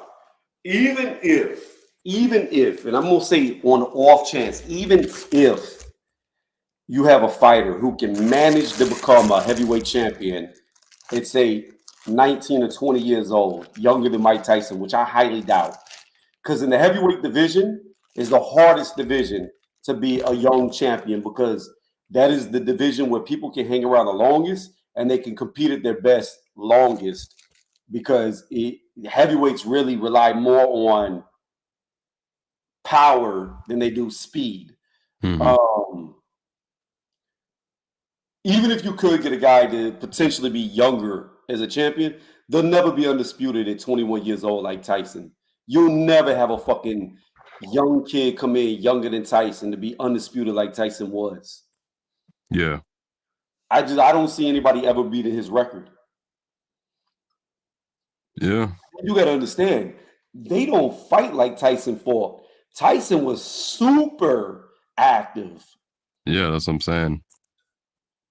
So it's like, for him, you know, there's just it'll be 2 years too late, pretty much, before like a lot of variables would have to happen for him to like potentially get all the belts. Yeah, I think no matter what, win, lose, or draw, I think Fury and Usyk both retire after this fight, and all them belts are going to be fractured. So he would have to make a run and go through potentially 4 different champions to become an undisputed champion. He may get a vacant belt, so then that would just mean he only has 3 that he would have to go after. Well, yeah, that's true, but it's just like they may throw him that bone. Hey, we'll make you a vacant. You fight for a vacant title. Because right now we already have one being contested, the IBF. So I just don't think Moses Atama is that good from what I've seen. Yeah, I mean, he's still a prospect. So, I mean, I don't know how he's going to get to that level. I tell you what I do want to see. I want to see Anthony Yarde versus David Morrell. Anthony Yarde versus David Morrell? Yeah. I think David Morrell is pure ass. I think he sucks. I think he's trash. I think he's overhyped. I think he's he kind of got exposed in his last fight. Yeah, he looked like shit. Yeah. I was gonna say, I don't even know if Moses Atama could beat Fabio Wardley. I don't even know if he could beat Frazier Clark, to be honest with you. That's what I'm saying. Those are the type of opponents he needs to fight now. He needs to actually fight the winner of that fight. Like, them are guys who are on his level that I don't even think he could compete with. Yeah. That's who he has to fight next. Who do you think won that fight, Wardley or Clark? You think Clark was robbed? It's hard to say. It was just a really good fight. I mean, I probably edge it a little bit more. I'm always a dude who, like, the champion needs to keep his belt if it's a close fight. Right. So you agree with the draw? Yeah, but I would give it to Wardley because he's a champ. If it went to a split decision. See, I thought Clark beat him. It was a good fight. It was a real good fight, but I thought Clark did enough to win. Well, that's what I'm saying. It's like, for me, it's like you have to literally pry the belt away from the champion. If it's kind of inconclusive, then it's either going to be a draw or, like I said, I'd rather just give it back to the champ. Right. Because that's what I'm saying. That's what they try to do, like with with Bevo. It's like that fight was conclusive as can be with him versus Canelo, but they still try to like take the belt from him. That's like, come on. So speaking of people, I know we brought this up last time, but who do you truly think is going to win, him or Better Beef? Like I said, I think Bevo might have enough to pull it away.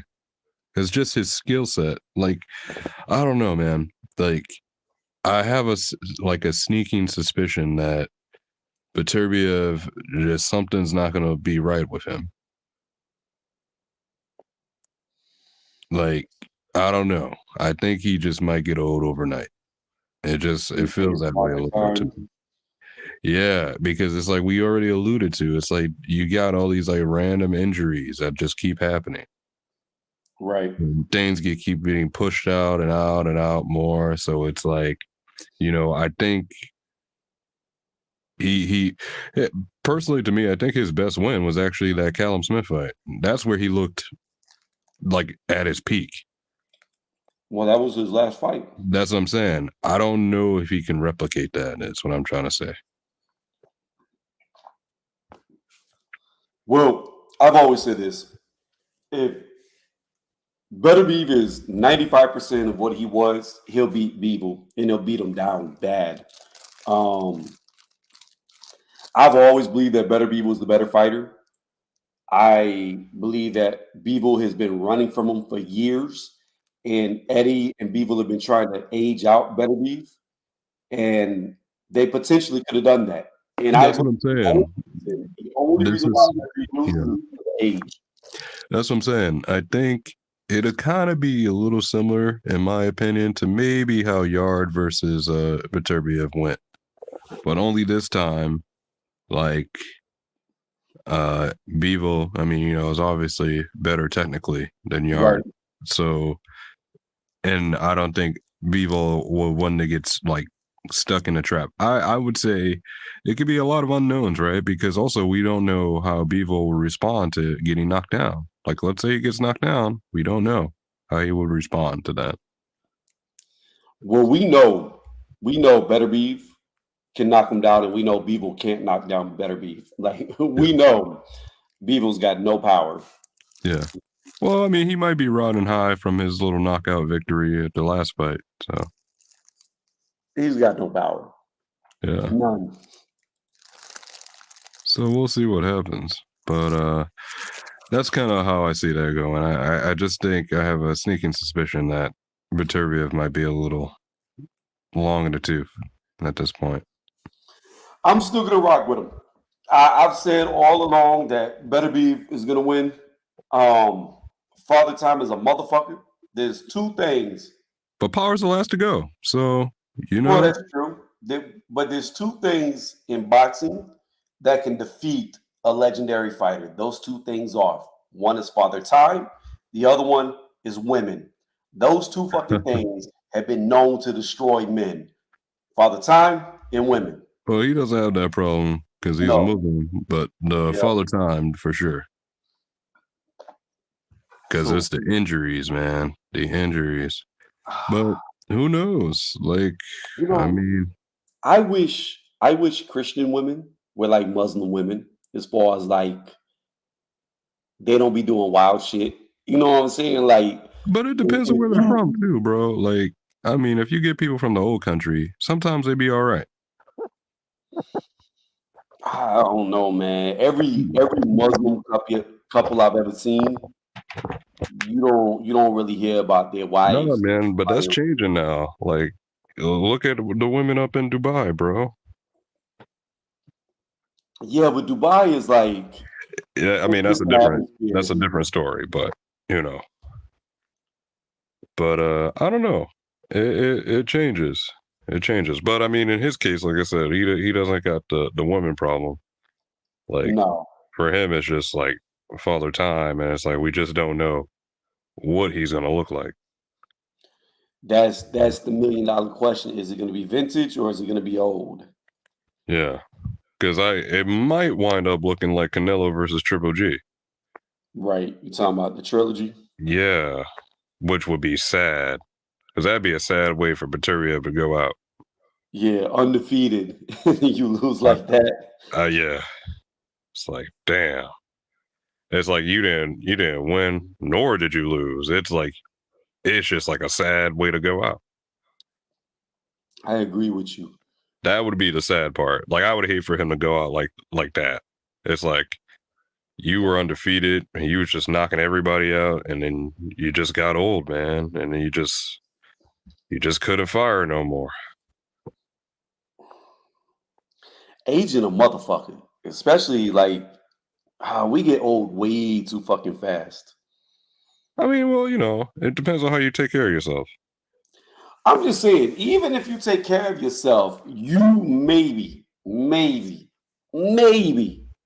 if you're in like some phenomenal 1%, just fucking athletic, God's gift to earth. I mean, this You goes through all may. sports too. Like, I mean, even in bodybuilding, like there's just a certain time where you just peak, where you just don't have it no more. Well, that's what I'm saying. But let's just say you're a prime specimen, right? Yeah. You'll be lucky to compete to 40. Like, you'll be lucky to stay at the top. You'll be lucky. And I'm talking about somebody who lives right, eat right, dedicated, takes care of themselves. And then if you look at our total lifespan, I mean, people don't realize it, but by the time you're 36 years old, you're middle-aged. Depends on your lifestyle. No, listen to me. The average age is 72 years old. That's the average lifespan. Oh, So yeah, I get what you're when saying. you hit 36 years old, you're actually middle-aged. People think middle age is 50, 60 years old. You're middle-aged at 36. That's what people don't realize. That's what I'm saying. Every 7 years, I mean, you're a new person, genetically speaking, because your platelets change. So you might be on something. What's that? I said you might be onto something because every 7 years your body changes though. So by the time you are 36, you do go through a drastic change. I think I was just reading an article about that. The most drastic changes you'll go through is, I think, I forget if it was 37 or 36, and then 44. That's when humans start, like they say by 44, that's when you start like looking more old. Right. Start breaking down. You know what's crazy? I can't remember who did the study, but allegedly the human body, and they don't know why, the human body should stop aging in between the ages of 18 to 20 years old. Interesting. That is when your body is actually at its best. And then from there, through cell replication, you start to lose information and start to break down. I mean, I could see that. But I mean, this is my thing, right? But I don't know. What I fall back to. So the Bible, right? You have pre-flood where people were living allegedly 900 years old. Yeah, 1,000 years old. 700 years old, 800, 900, 700, repeatedly, hundreds of years.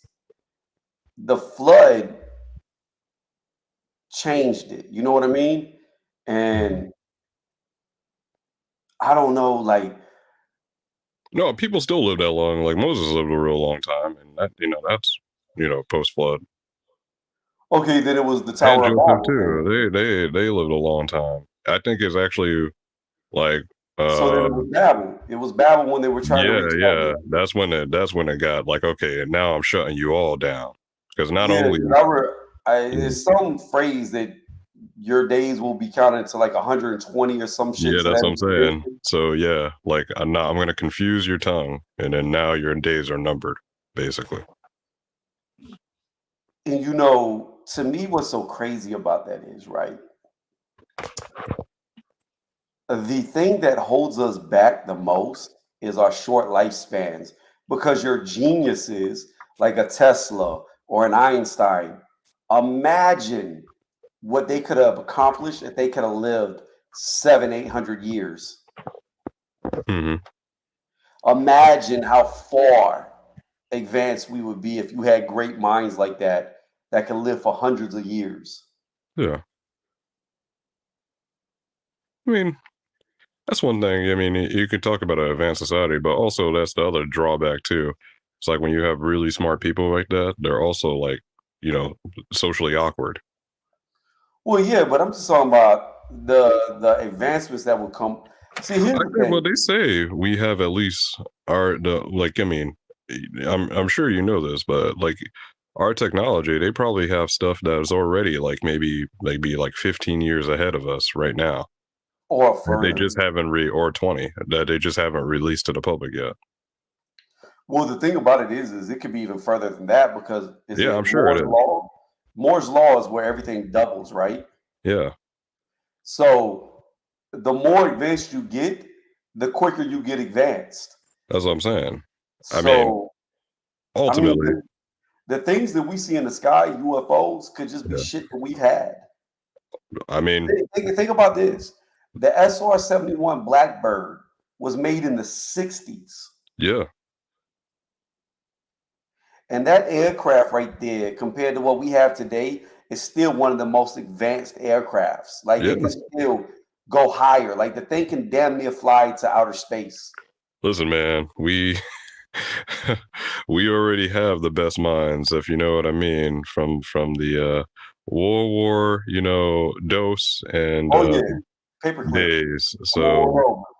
listen, we already have those minds, all the stuff they have cooked up.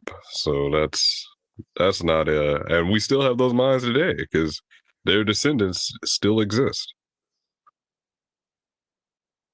So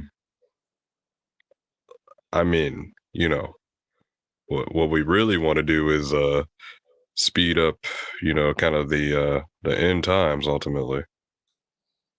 Why do you say that? I mean, if you just look at how a world is, it's like, everything is like everything's kind of lawlessness, man. We want a kind of a total depraved society. So it's like people are yearning for something like more. And it's like you want to usher in sort of that new regime, so to speak, so you can start heavily implementing what you want on the masses, so the world yearns for, a quote unquote messianic figure. They Right. want somebody they could fully get behind, where there could just be complete and total, like, control over everyone, because they're still trying to stamp out, differences of opinion. But when everybody's on the same page, then that's like, okay, we have total uniformity, which means we could do whatever we want now. In GTA, of course, because it's YouTube, you know what I'm saying? Yeah. No. Here's my thing. Okay, this is where I was getting to like the age limiting, right? Yeah. Um, I'm a Christian. I believe in Jesus. I believe in God. But I will say this: when I look at the Bible, right, it's weird to me that it's almost like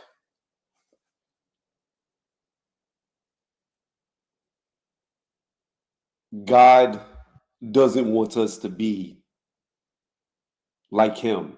So what I mean by that is when Adam and Eve sinned and they ate from the tree of knowledge, they could have became like God had they also ate from the tree of life, but they were casted out of the garden before they had that opportunity. Then outside of the garden, we have no idea how advanced these motherfuckers were or how long they were around because this is my biggest thing. We're like young earth creationists that believe the earth's only been around 6 to 8,000 years. I don't believe that at all because here's my problem. All right. Why I don't believe the young earth. First off, if you look at Adam, he did not age according to the Bible. Okay. He did not get sick.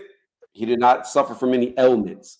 So the whole reason why Eve was created was because he saw all the other animals with a couple and he was lonely, right? Well, my question to you is how long does it take for you to get lonely? You're not going to get lonely in a day. You're not going to get lonely overnight.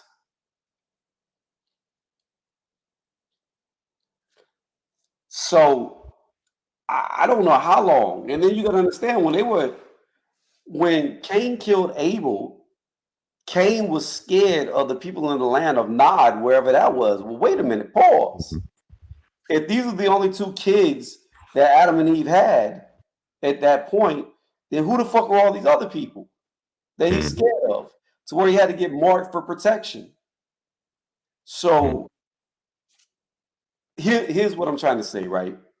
God destroyed the earth with the flood. We have no idea how smart them people were back then. We have no idea what advancements were lost, okay? The thing about it is this: when you look at the earth, discoveries are found from them digging down into the ground, which means that if we were to go extinct today, the earth would swallow everything from us in a few thousand years. It would all be underground. It's like the sediments are rising, or how you see the ocean, the plates slip underneath each other and everything that goes underneath gets grinded up and there's a constant slippage underneath.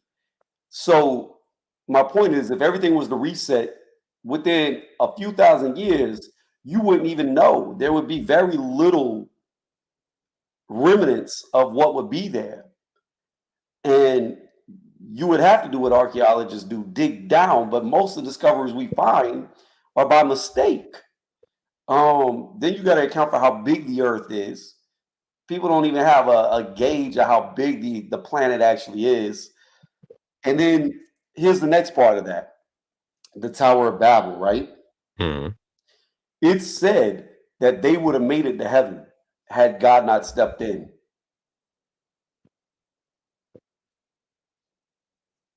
I mean, I don't know how literal it is. I mean, I think it's like heaven, so it's like just I think it's kind of symbolic or metaphorical, because it's supposed to be used as kind of an allegory to man making idols of themselves, in a sense. So it's like the whole point is you're trying to mock God because you're saying, oh, look at this marvel of mankind that I built, this like super big tower.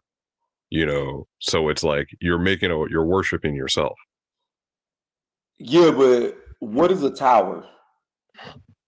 So when you think of a tower, what do you think of? You think of something that goes high into the sky, right? I mean, it could be that, or it can just be something that's like extremely just like huge, like Right. a behemoth like type of structure. But did you know in ancient terms, tower didn't mean something big? It just meant a round shape. Yeah. So I mean, it wasn't even like kind of. I think we had this conversation before. I think somebody was saying it was like a ziggurat or something like that, or like a big pyramid. Well, it could have been. I don't think we had that conversation, but my point is this: Yeah. a tower is just a circular building. Okay. I don't know. Like I know it said that if God had not intervened, they would have made it to heaven. It could be symbolic or it could be literal, because the effects of it were literal. Your days are numbered to 120. Then the tower is destroyed, and everybody's language is mixed up, so they can't work together. You're confused, and then they spread out throughout the lands, pretty much. Right, and then if you also look, the Bible is very anti-magic. Now, we don't believe magic ever existed. We don't believe spells were ever real, right? But there's a story in the Bible to where I can't remember who it was. You would have to Google it. But there was a magician who could fly, literally fly in the air.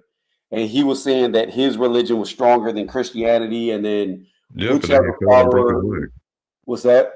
That he fell and broke his leg. Yeah. Yeah. He played and fell out the sky. Yeah. Well, no, they've always alluded to sorcery in these things, because I mean that's who Moses was up against when he was going to the Pharaoh. No. I know it has, but what I'm saying is it's always been anti-magic. Don't practice magic. Don't do it. Well, yeah, because these are things that are of the pagans. It's like these are the what you call it. If these type of things, these are what pagans do. This is why you don't mark your body and all these different things, because these are pagan. Right. But my point is this. This is what I'm Mhm. getting to, right? Don't practice magic. So if you don't practice it, you lose the knowledge of it. Okay. Whether it was real or not. Let's say hypothetically it was real. You had motherfuckers who could fly, cast fucking like I don't know, some World of Warcraft shit, throwing fireballs and ice balls and Mhm. what the fuck ever, right? Let's say you had people who could do that. Well, that is some type of power, whether it's a mental power, a spiritual power, something, right? But You you I, don't practice it, yeah, you become weaker physically. You're I don't weaker. think. Well, but see, the caveat to that is if you're already anointed by God, you are the physically supreme, like you're the more superior vessel, because you But you're have not. literally the master of the universe has anointed all of you and has favored all of you. So thus, you're more like you're the physically superior being in every But- which way because you're favored. That's where you hear I hear a lot of Protestants say, being blessed and highly favored. Right. The blessings that you receive are immeasurable. To which you have some of those powers that I mean you would otherwise like you don't actually kind of need that type of stuff because you have protection, from the most high, literally from the master of the universe. So it's like all those other like practices, they're nothing in comparison to what you have. So this is why, when we go in the Old Testament, why he was so hurt to hear the Hebrews talk about we want a king. It's like, what? You want a king? Yeah, we want to be like everybody else. What do you mean? It's like, okay, I'm gonna give you a king, but like I'm God. Like I can give you anything you want. Why would you need a king? Yeah, I understand that, but just hear out where I'm going, right? Uh-huh. You had humans who can Yeah. live for 700 to 900 years, okay? Whatever that was, you were physically superior to what you are today, by far. Well, yeah, Everything about you would have been better. we're in a fallen state. I No, no, mean, no, no, no. I don't disagree. But even in yeah. the fallen state, because you went from infinite life Mhm. to a time limit. However, original time limit was somewhere between seven But and let nine me hundred years. let me give you also a caveat to that too. We're not even in our divine form, right? So No, we're not. this is why we're saying our existence now, it's fleeting. And that's okay. And it's okay for it to be fleeting because it's like I want to be united unto the master of the universe again. But listen to me though. My point Uh-huh. is,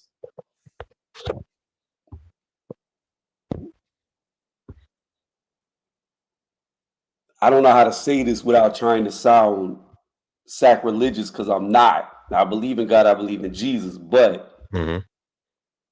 your divinity is being stripped from you.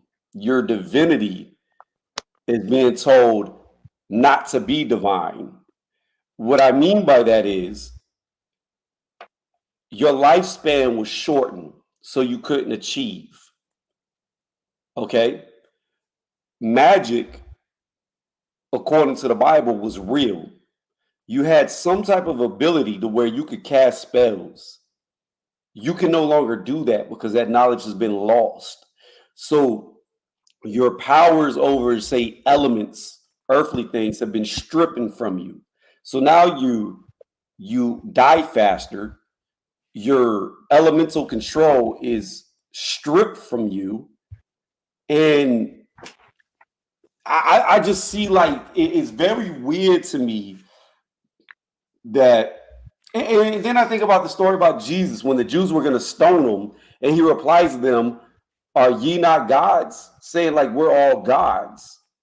But how does that make sense? How are we all He God? lives. He's in us. So I know you probably I don't know. I know we talked about orthodoxy before in Yes. terms of like, but I'm sure you're familiar with orthodoxy's concept of theosis, which is literally your divine self or your divinized self.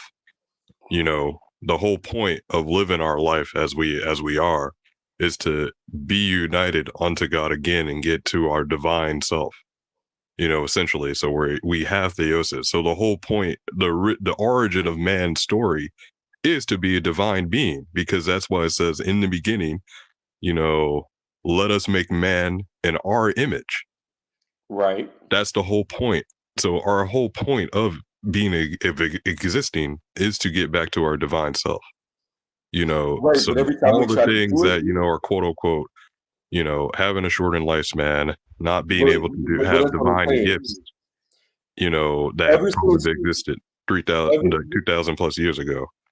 ever Like, since yeah, go ahead.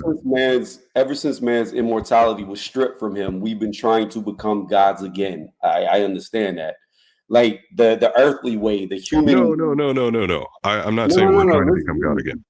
no, we are. We are trying to re-become gods. If you really look at it, Well, this is what I'm I saying, but don't. that's man's hubris, because No, I.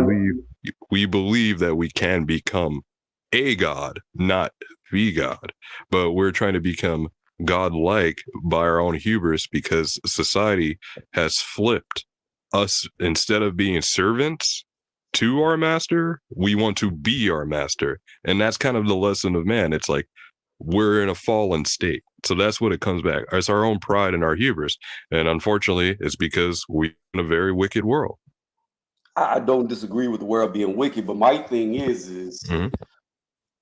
I just in my mind I don't understand. Like your lifespan was shortened, so you cannot achieve what you could achieve if it was where it should be. So, but Your this is your also, yeah. your knowledge in controlling the elements was told, don't learn this. Don't strive to expand past what you are. Believe, but be weak. Don't truly But we weren't, though. That's the thing, Tony. Is that's what I'm saying. We weren't. Like, because look at Adam. I mean, he had free reign over everything that right. the light touched, essentially. He named pretty much everything on the planet, Yes. you know? So it was like God didn't, he had it all, literally had it all. You Right. know, you didn't need, there was no need for anything. Man did not need anything, but, you know, again, just be being, just being. And, you know, and again, ultimately, you know, being united with our creator. You know, unfortunately, like I said, hubris entered man's soul, and then you started to be ashamed. We were ashamed of our own selves. So, like, that really hits when you realize you're naked. Like, it means so much more than actually physically being naked. It's like you're feeling ashamed of your own, you know, you're ashamed by your own creation. So it means so much more, right? So, quote unquote, you know, us having a shortened lifespan, you know, us not dealing with, you know, quote unquote, these various like gifts, or miraculous gifts that we can't necessarily do anymore. I mean, we still have, you know, more or less people are still tapped into these things, you know, and there's still miracles that still happen, of course. So it's not like all that's gone, you know, like it still happens to this day. But ultimately, now where we are, you know, it's not trying our best to be united with our creator and, you know, stay out of the affairs of the evil one.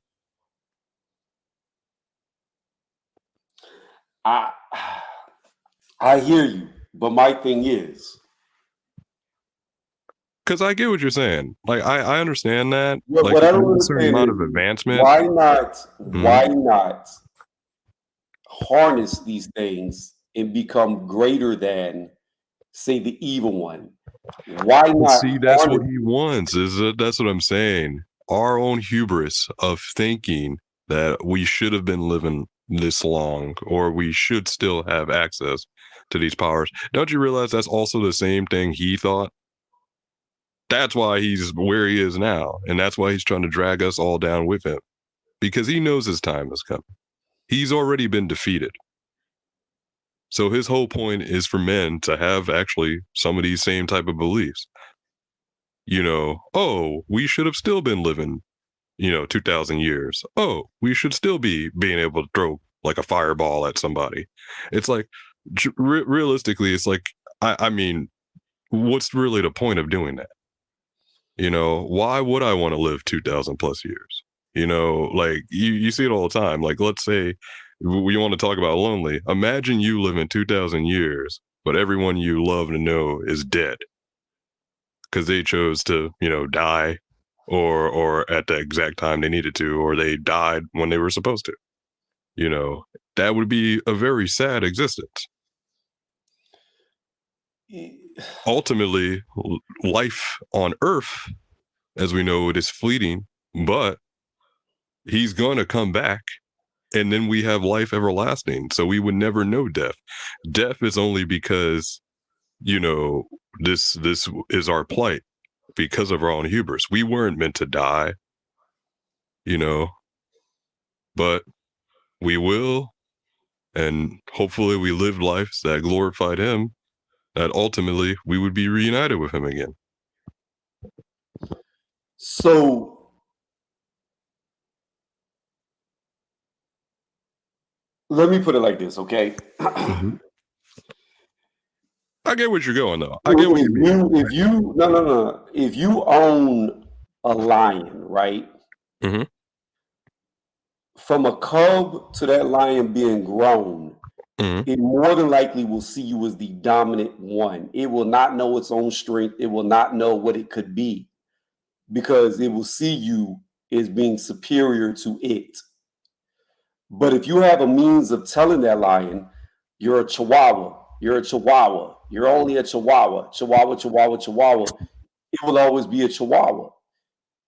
The thing about it is I don't understand if there is a way to harness powers Tony, that people of the past had, and it was real and not fake, then why would you not want to be?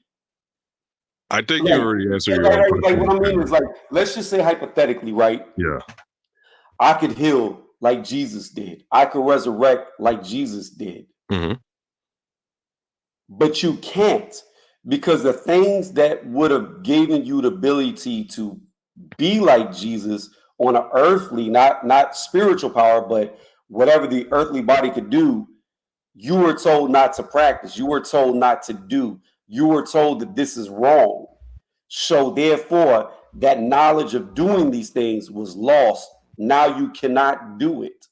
But if you could do it, I don't see what would be the error in that. Like, if I could touch somebody with cancer and take away their cancer, You still can, Tony. or whatever.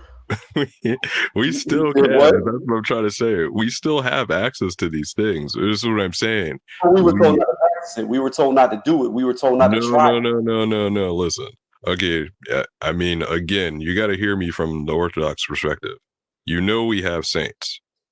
The saints, literally, I mean, I'm even going all the way back to the apostles who walked with Christ. They had these miraculous gifts.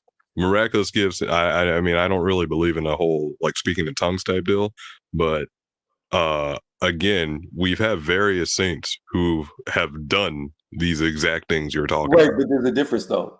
The saints were given that power through God, right? Yes. However, there were people recorded in the Bible that had the same powers as the saints, but not given the power. Through Yeah, they were. whatever means they did, they were doing the same things. But guess how they got their power? As a way of mockery. I mean, people say that, but that doesn't per se mean that Satan was the one that gave actually it. where it came from. You do know that. You have to know that. That's what people like to say, that if it's not of God, it's of the devil. But I don't believe that it's of the devil if you don't ask for the devil to be in you. If he's the one who sort of controls what's happening in the world in terms of like in terms of the chaos. So let's say this. Being that you said if he's the one that controls, who is the world given to? The earth. Who's the owner of the earth?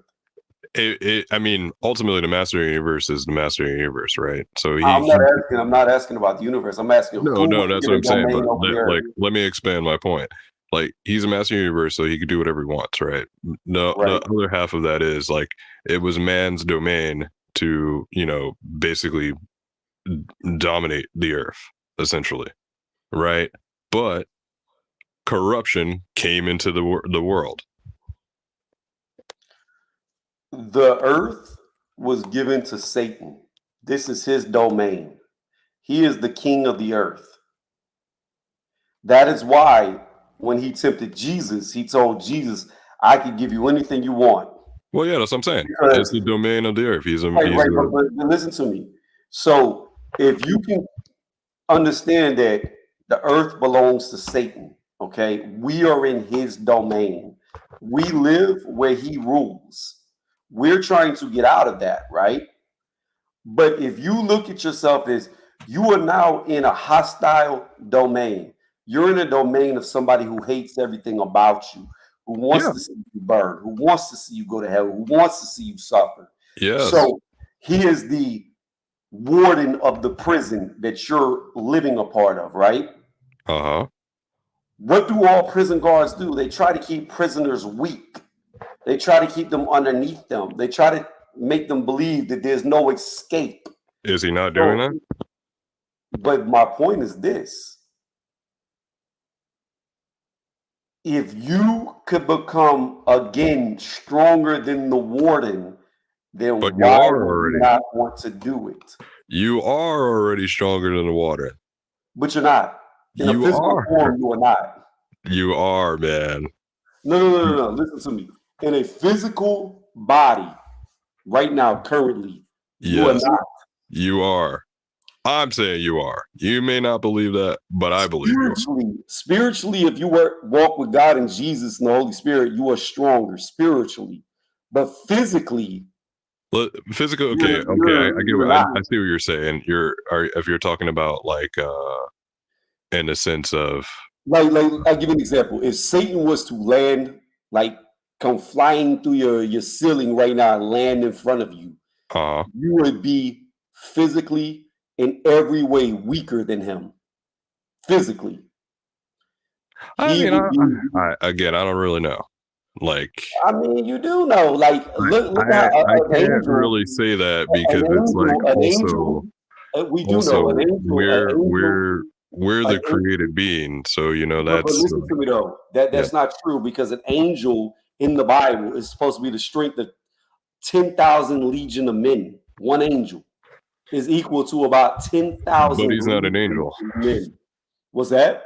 He's not an angel anymore. Well, he was the number one angel. No, that's what I'm saying. Well, he was the prettiest, but like one of the most beautiful. But again, he's not anymore. He's ugly. Well, you got to understand, he wasn't just the prettiest. He was the strongest. He was so mighty. No, Prodigal, you got to understand. He was so mighty that he thought he was mightier than God. That's what I'm saying, but that was the wrong Hebrews. Just hear me out.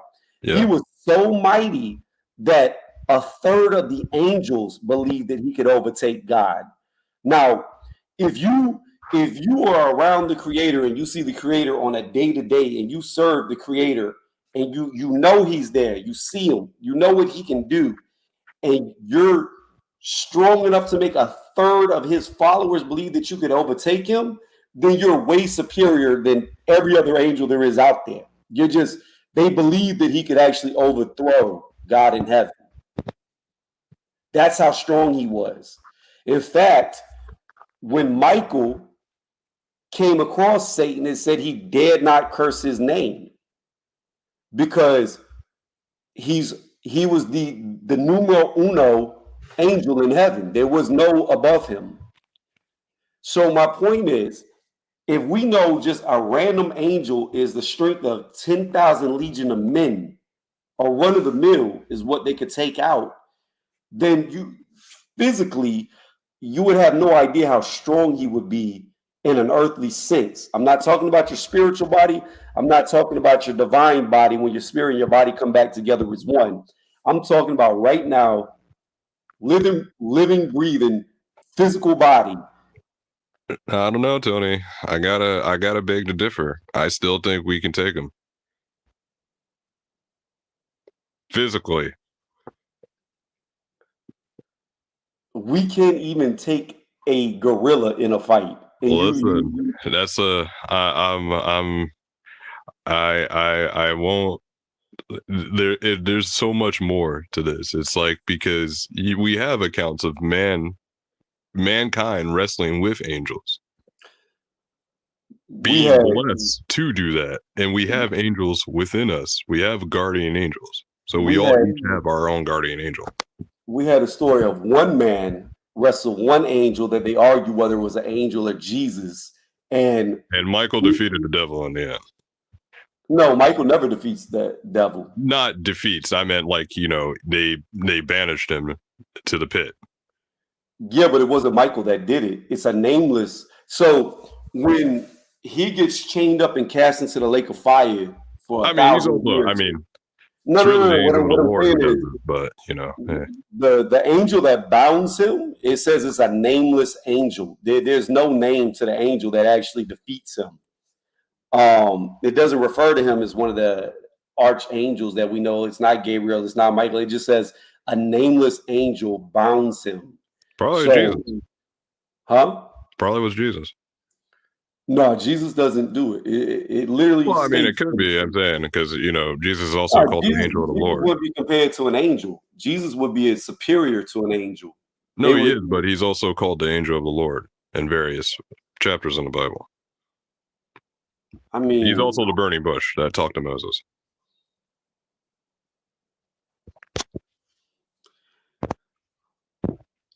I just know that, like, in Revelation, that's where it comes from. It says a nameless angel is the one that bounds him. But my thing is you have got to be incredibly powerful to have 1/3 of all the angels believe that you could take God. No, he was a great provocateur, of course. If you could convince 1/3 of your angels, 1/3 of heaven's angels, to be on your side, yeah, of course. But I'm saying he's already been defeated, is what I'm saying. He's already a defeated entity. So it's like, I don't disagree. Like, his outcome has already been written. Yeah. So it's like, but my point was, if he was to land in front of you, he is going to be physically stronger than you. Like, we're talking about a being that could more than likely grab you and toss you thousands of feet into the sky like it's nothing. It would be mythological. It would be like a story of the Greek gods, like trying to fight Zeus or something. Like, let's just call me Kratos in this situation. But my point is this. I feel like you could be Kratos, but the things that would make you Kratos was always taught that that's wrong to do. You shouldn't do it. You don't need to do it. I don't believe that, Tony, unfortunately, because we already had all those gifts, is what I'm saying. Like, we didn't need to think about those things because that wasn't like what we were put on earth for. Like, our whole point was to simply just be with our creator and just bask in paradise. So that wasn't even a thought, right? That wasn't even a thought. We weren't even taught any of that. It was just literally us just, see, my whole phone, it's shut down. I can still hear you. Got shut down. Hold on. My phone Why? died. I can still hear you talking. Yeah, my phone is dying. Oh shit.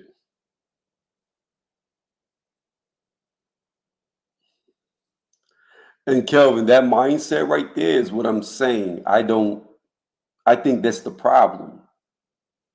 You believing that you cannot overpower him when you may very well be able to. But the things that would make you mighty enough to do it, you're told is wrong. Don't do it.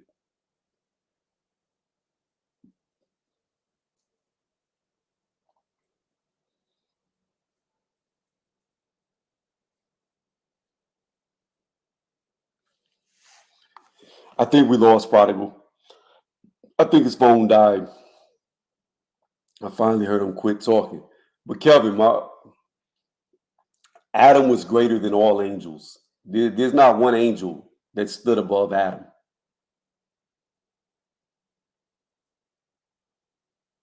The original man was greater than the angels.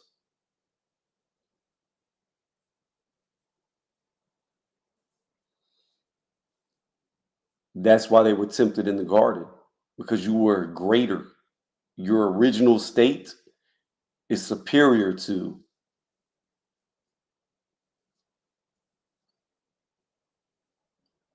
I'm gonna give Prodigal a couple of seconds to come back. If he doesn't, we're gonna end the stream. We went from boxing talk to Bible talk.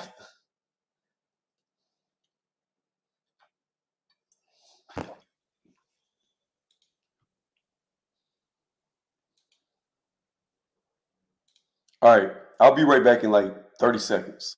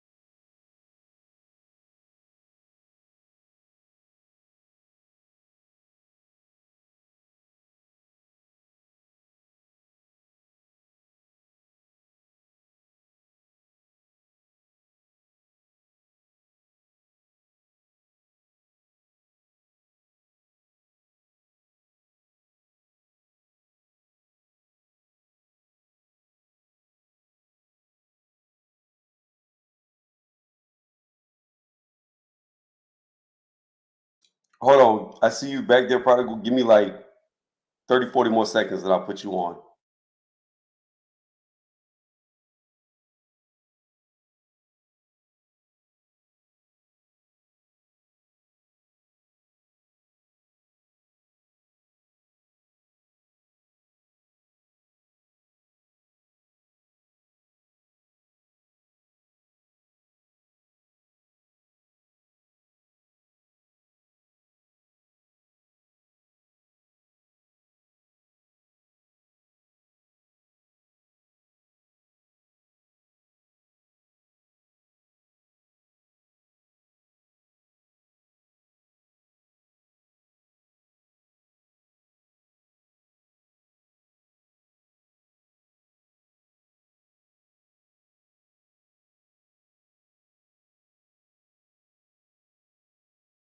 All right, welcome back. Hey. So yeah, I think it's kind of like a little misplaced to think about we're being stripped somehow from our creator. No, you weren't stripped from the creator. You still have full access to talk, speak, converse, etc. Whether you choose to listen or not is on the individual. Well, that's not what I'm saying. No, I'm talking about like in terms of like when you're alluding to because our time is shortened, we're not like reaching our full like human potential. If that's correct to say. And Yeah, we're not. because of that, we've also been closed off from, maybe some of the old ways of like sorceries and stuff like that, or different types of magical abilities. I Yeah, think it's a well, little like misplaced to see it that way, because like ultimately what we're supposed to be doing now is living our lives to kind of glorify him.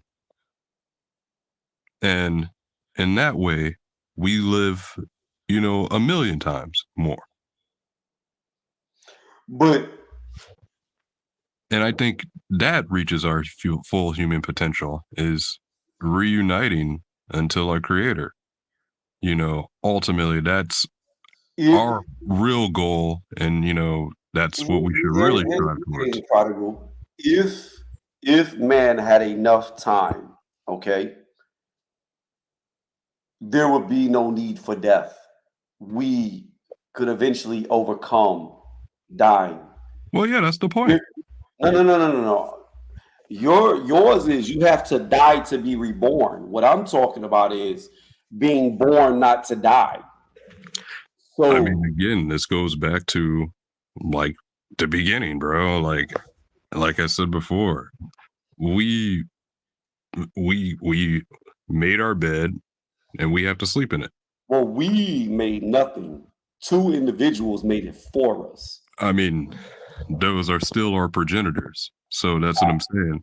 But We my point is, if God did not repeatedly intervene, we could be back like Adam, given enough time. no, we would no, not at all, man. I have to disagree. I'm sorry, I, because I have to disagree that we couldn't, because through technology, science, understanding, knowledge, we literally could get to the point of where all, unfortunately, this is where the devil steps in. There's greed, and money means more than health in this world. Um, a way to stifle humans from progressing, just another obstacle, hurdle in the way. But if man had enough time, we could reach the point of where all diseases are cured, cancers are no longer a thing, aging understood. You give enough time, but we could literally make it to where our physical body would never perish, why what's the point of living 1,000 years, Tony? because that's what you were meant to do originally. Okay, but why not want to be united with the creator who can give me life everlasting, as opposed to living like amongst people, like as you just said, like even if it's a more progressive society, you got to understand, as we've already said previously, is like, whose domain is this? We live in a satanic fallen world. Yes. So if I'm living thousands of years in a satanic, progressive world, it's still going to be pretty satanic, because then I've already made a god of myself. If I don't no longer have to die, if there's no real sense of like suffering to give me solace to look forward to something, more and beyond. It's like I'm still going to have a subservient existence. Do you know that, in my opinion, the number one person who wants you to die is the devil?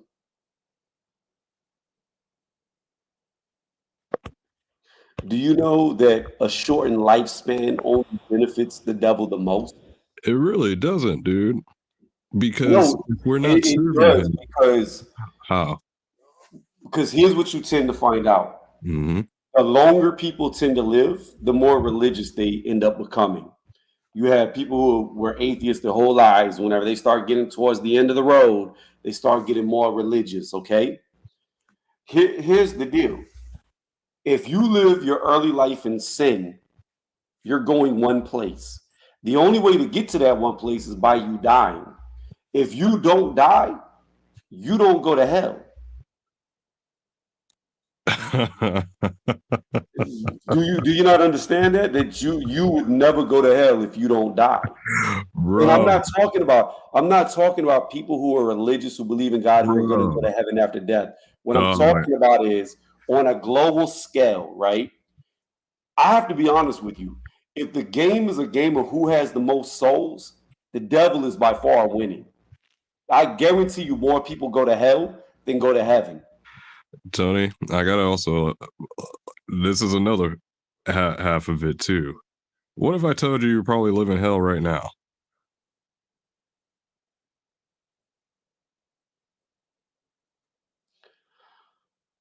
I would say I disagree. I Because would what do say you say? that, Okay, what if somebody who's literally like homeless, right? right? And all they know is the wine bottle. What do you kind of call that a type of hell? No.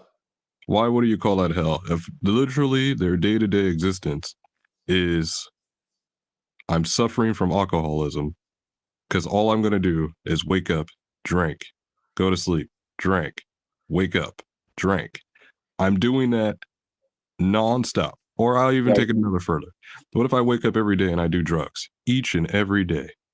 I know I'm going to wake up because I just want to get hot. Yeah, but you could make the same argument about you're just a cog. You're just a cog in the wheel because it's the same Exactly. thing. You have Is to go to that work, not rinse a and hell? repeat. Have to go That's to an, work, have to pay bills, have to do this, have to support this exactly. person, That's my that. point. That's exactly my point. That's a type of hell already. But my point is, So that's literally we're living hell on earth. yes, but there are people who can find joy no matter how bad their circumstance is. There's still people who find joy within the circumstance they're in. However, hell is a place of no joy. It's nothing but suffering and pain. Well, that also depends on like I said, ultimately hell for me is being away from God. So anything that is not of God and is away of God, that's a hell. For some, that could actually be joy. If I'm just doing drugs all day, that might be a joy for them. But to others, that'd be hell because I'm not doing anything to glorify God. So thus, that's hell. I think hell would be more close to suffrage, Yeah, pain, but that is suffering. If I'm away torture. from God, that's suffering. Mm, It is, Tony. It is. I would disagree in the sense of this. You have people who don't believe in God, who live amazing lives, who enjoy Says everything who? about their life. To their man standard. Exactly. But my point is this: if you go to hell, there is no enjoyment. There is that living your best life.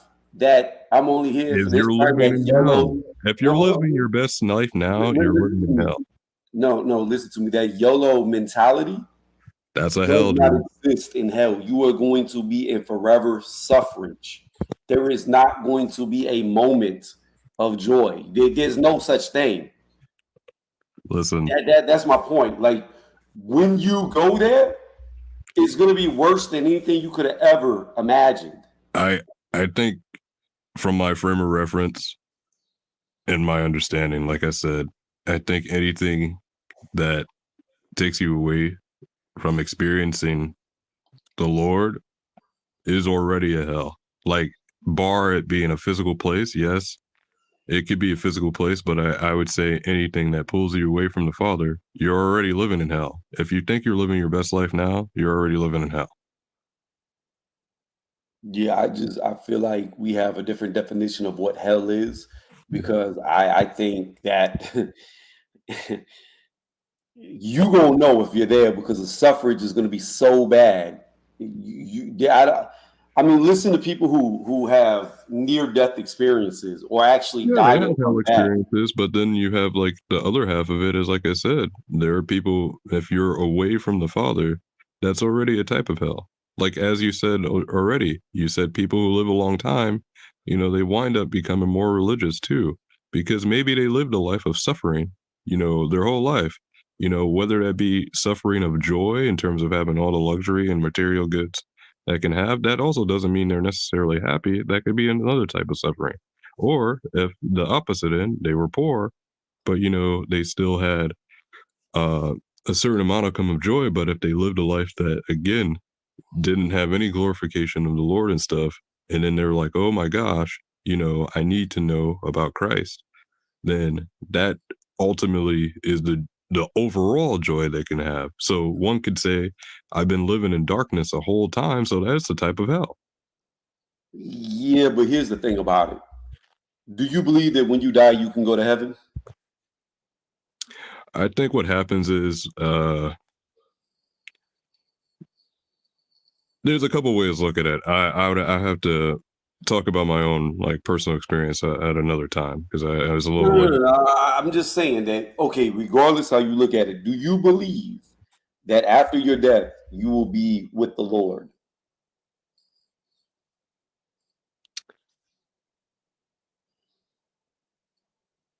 So I believe in faith plus works, right? So there's a certain amount of work we still have to do.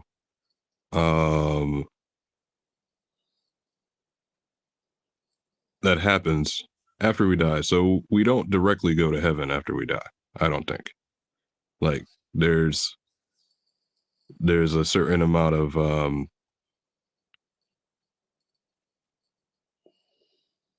things that happen in terms of the period, because again, we're still waiting for Christ to come back. So depending on when I die, if he's not back yet, then I'm not united onto him quite yet. So Right, but there's a plane of the dead. I think there's a plane of existence where people go that is not necessarily heaven or hell yet. I got you. But my point is this: whether it be a limbo state, okay, Abraham's bosom, so to say, Yeah. regardless, when you pass away, you believe you leave somewhere that's no longer on this earth, right? Or even if you believe that you just stay in the grave until Jesus comes back and then your soul and body rejoin, at some point you believe you rise above this earth, correct? Well, no, because the whole point is Earth is the new Eden. So we're supposed to live here when Christ comes back. This will be our home everlasting. Like heaven, Well, Earth is the new heaven, as they say. Like there's actual not physical really. things, but he stays here and he rules, he But reigns he on Earth doesn't. forever. No, he doesn't. He does that whole 1,000 years crap. It's I'm only a sorry, but millennium. it's It it's it, literally, it's Protestant like mumbo jumbo, and I'm sorry to say, but that's not the it's in the truth. Greek writings. It says for a millennia. No, it's he literally comes and he's supposed to rule on Earth forever. Like, because what would be the point of him literally ruling on Earth for quote unquote 1,000 years? What is the point of Satan be defeated and then he's allowed back out for a season? He's not. Well, he is. No, he's not. He gets defeated and he stays defeated. Like the whole. No, no, no, no, no, no. After his defeat, it says in Revelation that he's released for a season. Nah, dude. He Yeah. literally. Okay. If we're talking about like Antichrist or something like that, or like there's No, no, no. This is after the Antichrist. When Jesus comes back, he comes back to rule on the earth for a millennia. Okay. During that millennia reign, the devil will be set free again for a season, and people will actually start to sin for that season. no. Yes, it's literally in the Bible. Listen, also, I'm not sola scriptura, so everything that's in the Bible, like first of all, the Bible came out of the church, so like that's kind of where that's at. Like, so just because that is sort of like breathed out, it's probably not in a way that we're actually kind of interpreted it, because we can interpret that and spin that any way we want. Like, but from my frame of reference,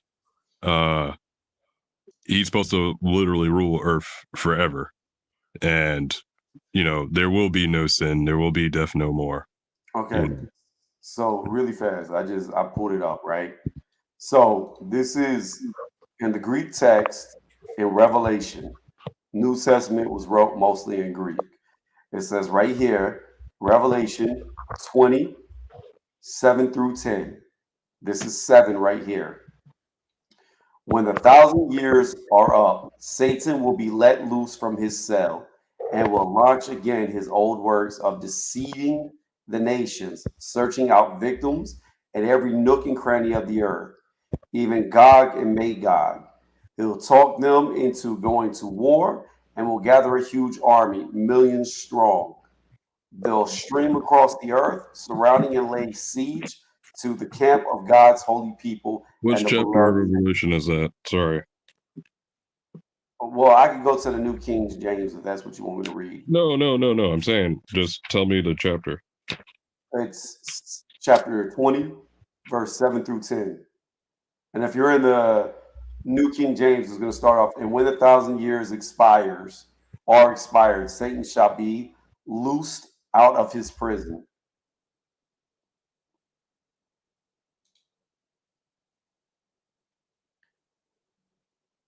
And in some versions, it says he'll be loose for a season.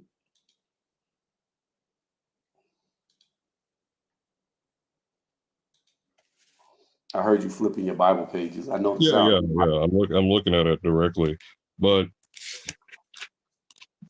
again, I'm alluding to there's the eternal kingdom. So it's like even after all of this, you know, this is going through the times of like what is it?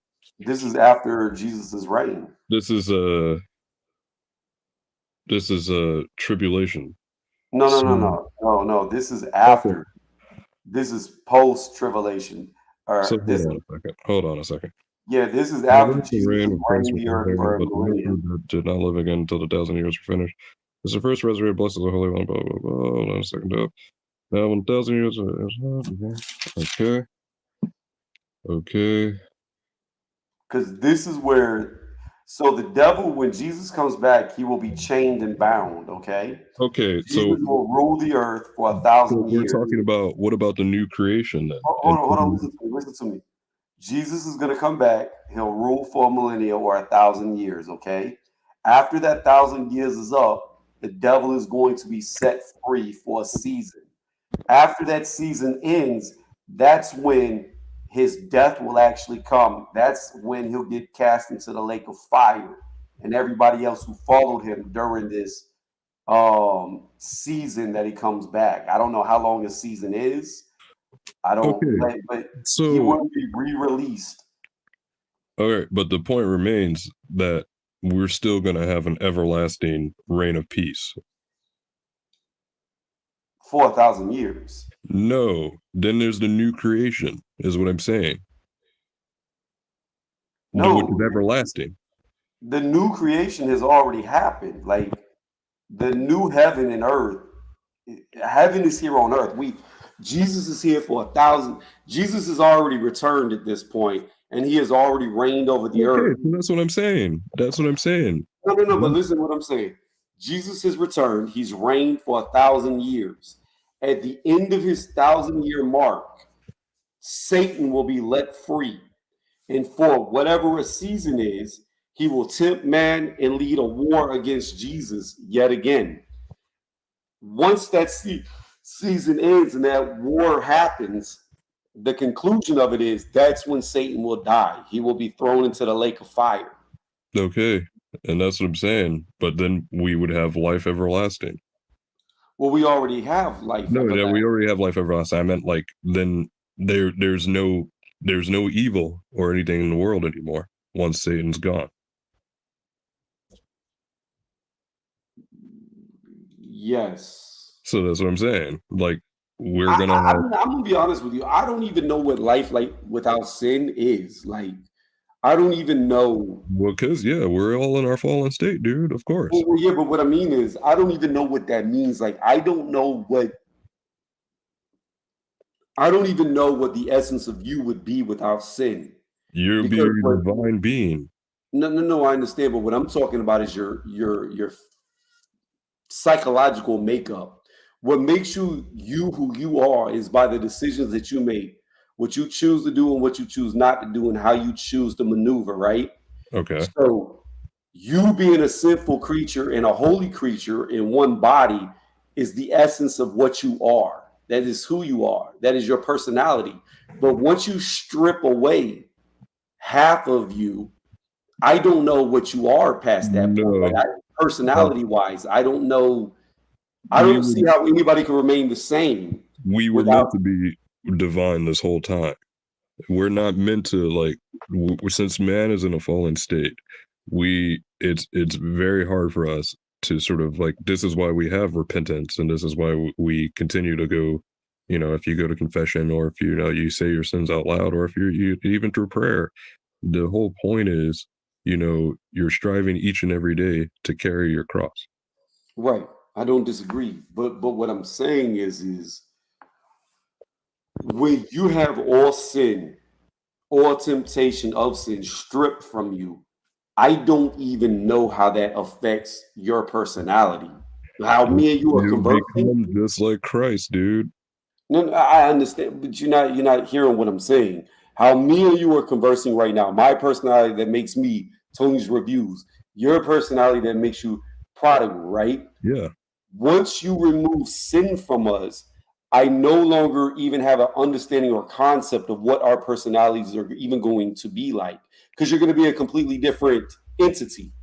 What yeah, of course. You would still be you, but again, you're in your most perfect state. Yes, you will be you to an extent, but at the same time, you won't be anything like you. This is what I'm saying. You're in your perfect state. You were gonna be the you that you was meant to be all along. Right. But what my only point is, I have no idea. I cannot, like, my mind can't even comprehend what a perfect you would be like mentally. Like I said, dude, it's probably not meant for us right now. So this is why I'm saying we're doing the things that we can to get there. And then, like, the one thing that hangs me up the most is I don't understand how. This is the thing about me personally, right? I don't see how I could feel nothing but joy in heaven if I knew one of my kids were in hell. There's certain things that my mind, and like you said, we might not be able to be meant to comprehend it, but my mind, how my psychological makeup is if I was a divine being, then if I knew one of my kids were in hell, I would want to get them out. But see, that's the other half of it where this can go too. This is why we still intercede for people who have passed, and we still pray for them so that they can, as it stands right now, you can still pray for the people who have passed, and hopefully they're not in hell. So hopefully they But can get out. I understand that. But what I'm saying is on the off chance that one of your children go to hell, I Jesus don't already know. has said children go to him.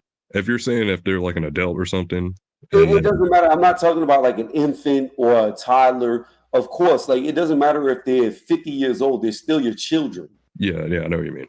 Like, you know what I'm saying? Like, if your child makes the wrong decisions, if your child chooses not to believe in God and your child who you love ends up in hell, I don't understand how you could have the knowledge of that and be happy. There, there, there is, like I said, that's not necessarily. There's no happiness nor sadness in that. It's literally, well, one, you're in a position now that you can do something about it, right? Because you can lead your children in the ways of having faith. So, and it's statistically proven if you take your kids to church and stuff like that, I think at least 85% they would remain being faithful I as think that adults. might be I'm gonna tell you right now, I think that might be an outdated statistic because me going through college, I watched a lot, especially me being a bio major. I watched a lot of people who are religious lose their faith and get indoctrinated. Well, I'm talking about if you like as a family unit. Like I'm saying, like if you continue, like even when your kids like go to college per se, if you can continue to check in on them and make sure they're going to church or My whatever. only point, prodigal, is I there was a lot of people I knew whose parents did do that, but they turned away from. See, the difference in me and a lot of people I went to school with is the more I learned, the more it made me believe. Whereas for them, they were the exact opposite. The more they learned, the less they believed. It pulled them away from God by design, especially being a biology major. You know what I mean? I see. I was a When you get biology into too in undergrad, so I mean, but and my thing is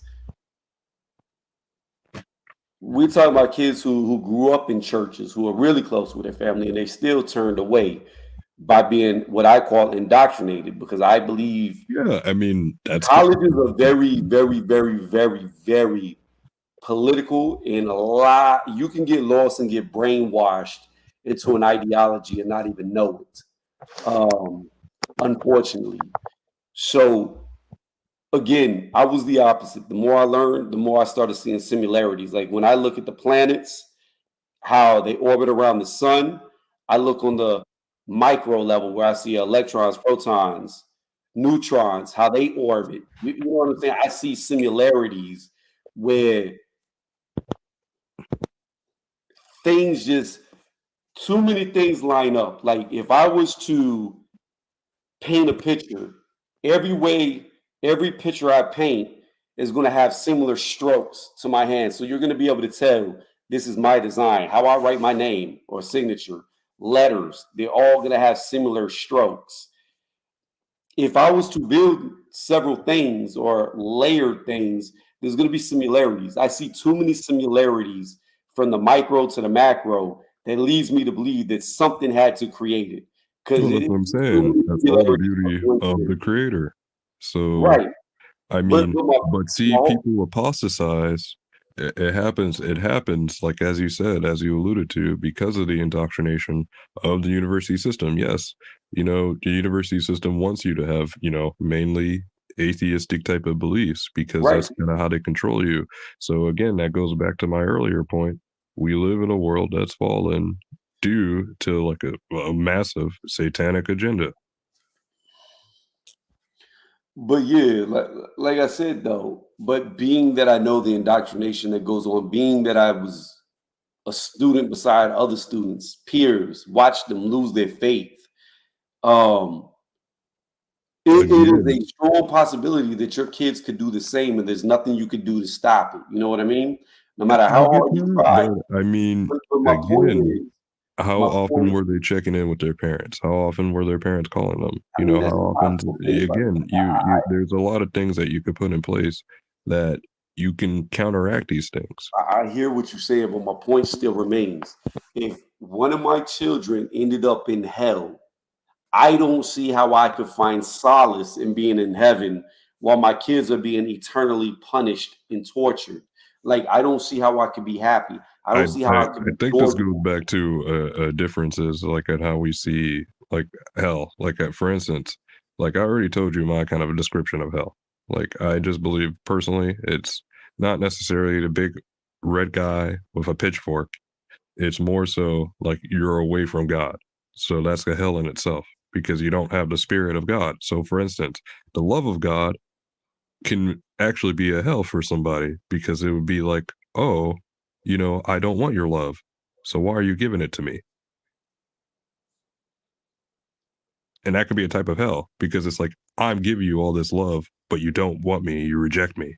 So Yeah, thus that I would suffer. I understand your mindset and what you believe. I don't believe in a Dante type layers of hell to where There is hell. no, that's not even a Dante layer. That's not a layer at Well, all. it kind of is though, because to No, it's you, not. no, no, listen to me. To you, being removed from God is hell, right? No God. But then to me, hell would be eternal suffering, which is completely different. So now we're Is that stacking not a layers. suffering, Tony? No, no, That no. is Listen a to what I'm saying, suffering. Prodigal. No, no, no, no. The suffering you're talking about is the aloneness of knowing that you've been No, separated from the Creator. The type of suffering I'm talking about is the actual physical it pain. is a physical suffering. That is a physical suffering. It's an If emotional I'm suffering. not with my creator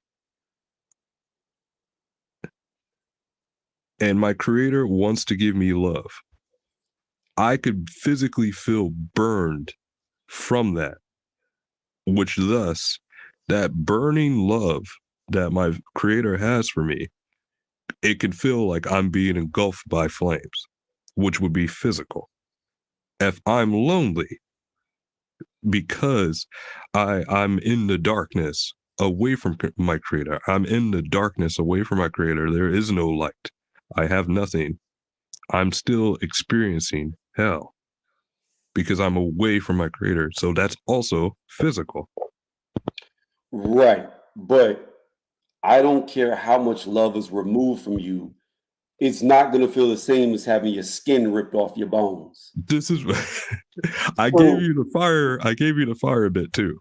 no, So no, I no, no, I said, understand that. I understand that. But what you're talking about is an emotional pain that can no, feel it's physical. it's more It than can that, Tony. it It's can not an feel emotional physical, but pain. it's I'm still. literally saying I know any what way you you're saying slice it, literally. any But way you it's slice it. still a psychological pain because you may feel like you're burning, but you're not actually burning. The difference is if you are burning on fire, it's going to feel completely different than a mental type of anguish that would be the sense of burning. Like No, having the no, sense of Tony, burning Tony, and actually Tony. burning are If I'm completely a different. listen, we're talking about an eternity, right? I understand I'm that. eternally away from God. I know. Eternally. Yes. But if you're eternally having your skin ripped off your bones and it just instantly heals and you're having your skin ripped off your bones again, that is going to cause more physical pain than a mental pain. Oh, It may both be a pain, but I assure you that your father, your real dad in real life on this earth, telling you, I don't love you and turning his back on you is not going to hurt as bad as me dipping no, your but feet see, in that's the. my point. I'm saying he's not turning his back on you. He wants you, but us, if we have so much pride and we build ourselves up so much that we think we don't need God, like I'm saying, that is already, you're already experiencing that hell, because that hell is manifesting in God's love, which can be physically torturous to you. This is what I'm saying. That could be a burning sensation where you feel like your skin is coming off your face because the Father is giving you so much love, but you're denying him. I still think that's more of a mental type pain than actually physically feeling the sensation of your flesh burning. You are. We're saying the same thing, but I don't know if you're. I No, think no, no, you're no. taking it because I'm just saying it in this particular way, because I'm not giving you kind of like the big horny guy with the pitchfork No, no, no, no, and no. the I'm not gnashing saying of that teeth either. I and don't all believe that's that. going to happen. I don't believe there's going to be no pitchfork, big horny guy. I don't even believe in that concept. What I do believe in is hell is a place of torture, but it was not a place of torture for you or me. Hell was a place designed to torture the fallen angels. It is literally made for the angels Oh to yeah, feel that's the word. anguish. Yeah. But because of Satan doing what he did and playing the game that he played, now we are falling into the place of where the angels were supposed to end up as well. He's pretty much an anchor trying to drag as many human souls down with him and his angels as he can before he ends up there. So if hell was a place of torturers, the torturers wouldn't be demons, or because all a demon is a fallen angel. It would be some other type of entity doing these tortures to you that are you see what I'm saying? Like it's not going to be a quote unquote demon doing it. It's going to be something different. It's going to be something else because the demons are meant to end up there and be tortured there. I literally believe that hell is literally being away from the Father. Yeah. So thus, however that manifests itself will be that way. So it doesn't matter. Whichever way that goes. And to your earlier point, this is why we should still pray for our children. You know, like, because again, you're not gonna know. Like, we can't really know how we're gonna think about these things because one, we're not there yet, and two, that we're getting into a whole nother realm of, again, being, let's say, a divine entity, right? Right. One, there's not even really a concept of you know, we will simply be serving God at that point. You know, there's not really And family anymore. there's no concept of what that even means to serve God. What does that even mean? Nobody knows.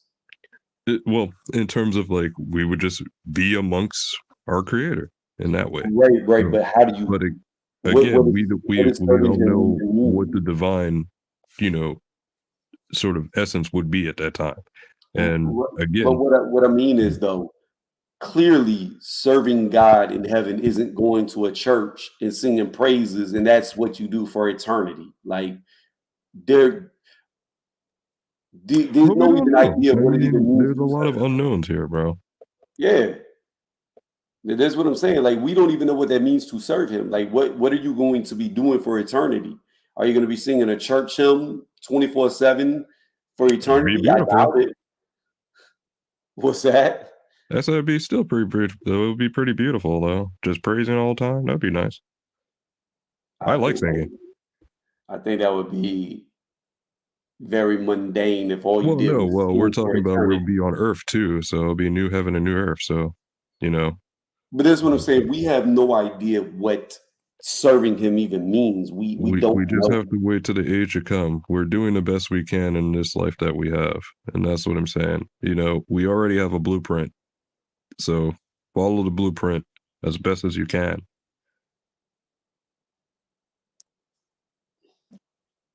I don't disagree. But again, I'll come back full circle to what got us here. If you defied death, then in my opinion, you would never end up in hell because you would never die. If you never die, hell is not even an option for you.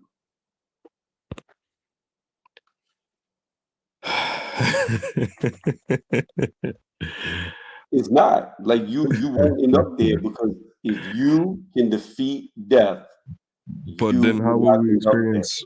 But we wouldn't experience heaven either if we didn't die. I mean, that could be a true statement too. So that's what I'm saying. We should die then. I don't know. I don't know. Like personally, if I had a means of Wolverine or Deadpool ability of everlasting life without dying, I don't know if I would pick to die. Everyone you knew and love dies, bro. And Right. if you're still here, let's Mhm. say 1,000 years after everyone, and we're talking about everyone you like loved is dead, how would you feel? I mean, you can only experience death so many times before you just become numb to it. So you were So saying you would still want to be here 2,000 plus years after, let's say you had a family, everyone died, you created another family, they all died, you created another family, they all died. You just still want to exist. yes. I mean, if I mean, I'm sorry, like But why? I am a So you descendant of can see Adam, what? like What what because what because on earth would you want to it's experience? not about what was on earth, it's because we were never meant to die. So being that death was never an option for us, why would I want to that option? But see, I think you're seeing death as a bad thing. You haven't died before, so you don't know what it is to die. No, I don't know what it is to die, but So, I don't know what it is to be and shot we in the head. already see a Hold on, being who Prodigal, already hold on. conquered death. No, no, no. I don't know what it feels like to be shot in the head, but I know I don't want to be shot in the head. But see, but I'm saying though, well, I mean, well, you would die, but You would again, die. Well, maybe not. but, yeah, maybe not. High chance, high chance. But we shouldn't see death as like an end, and I think that's what you're seeing it as an end, and it's not. No, I'm not saying death is an end. Death is a beginning to So cross and over. that's my point. It's like because when we die, we then begin to actually live because now, hopefully, you know, we get to our eternal Okay, selves so again. so we both can have common ground here. We both believe Jesus is going to come back, right? Yes, And you believe that if you believe in Jesus, and by proxy, you would believe in the Holy Spirit of God. he's the That only way to the Father. no, no, no, Only right, through right, Christ right. do we get I'm to the saying by Father. proxy, if you believe in Jesus, then you believe in God and the Holy Spirit. Um, then you believe that you will rule on the earth with him, right? Yes. Okay. Now, if that be the case, and we both believe Jesus is coming back, why would I want to die before that option happens? Where if I had the option to live and see him come back and never experience death, why would I not just want to live until that point? Maybe I will. Maybe we will. Maybe we won't because we don't know the age. We don't know the day or the time. So, I mean, it could happen tomorrow. No, I agree. He could come back anytime, but my point is this. Let's say he doesn't come back for another 5,000 years. And that's Why would I fine. why But would I not want to live for 5,000 years before he comes back? I can still be prepared for his eventual return. This is why people will pray for me after I'm gone. No, I'm not disputing that. What I'm saying is if I Jesus don't need comes to see back, that. There's no point for me to I can still have that happen at any point, whether I'm alive or dead. yes, but what I'm saying is your end gets to the same means as my end. Your end is you die, you wake back up, you're with Jesus, say 5,000 years later. My ends is I stay alive for 5,000 years, never have to experience death, and I still reign with Jesus because I never stopped But believing in him. again, like I don't I really see don't a point in living for 5,000 years, bro. because I am a son of Adam, and I know I was never meant to die. So if I was never meant to die, if I was not designed to die, then why do I want to experience something that I was never meant to experience? But also at the same time, the creator condescended himself and died as a man and then thus rose again. So we follow his way and we will do the same thing.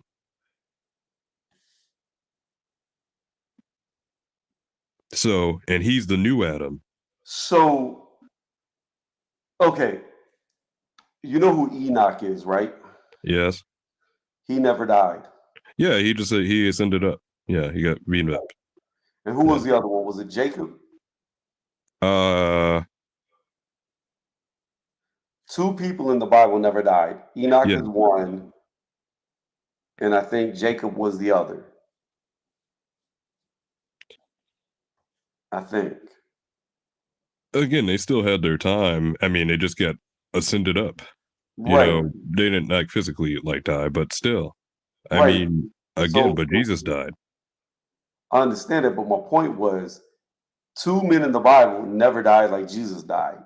They're still alive. They never physically died. Elijah. So Enoch and Yeah. Elijah were the other Yeah. one. And Elisha, yeah. Right, right, right. I said Jacob, Elijah. Yeah. So again, neither one of them died.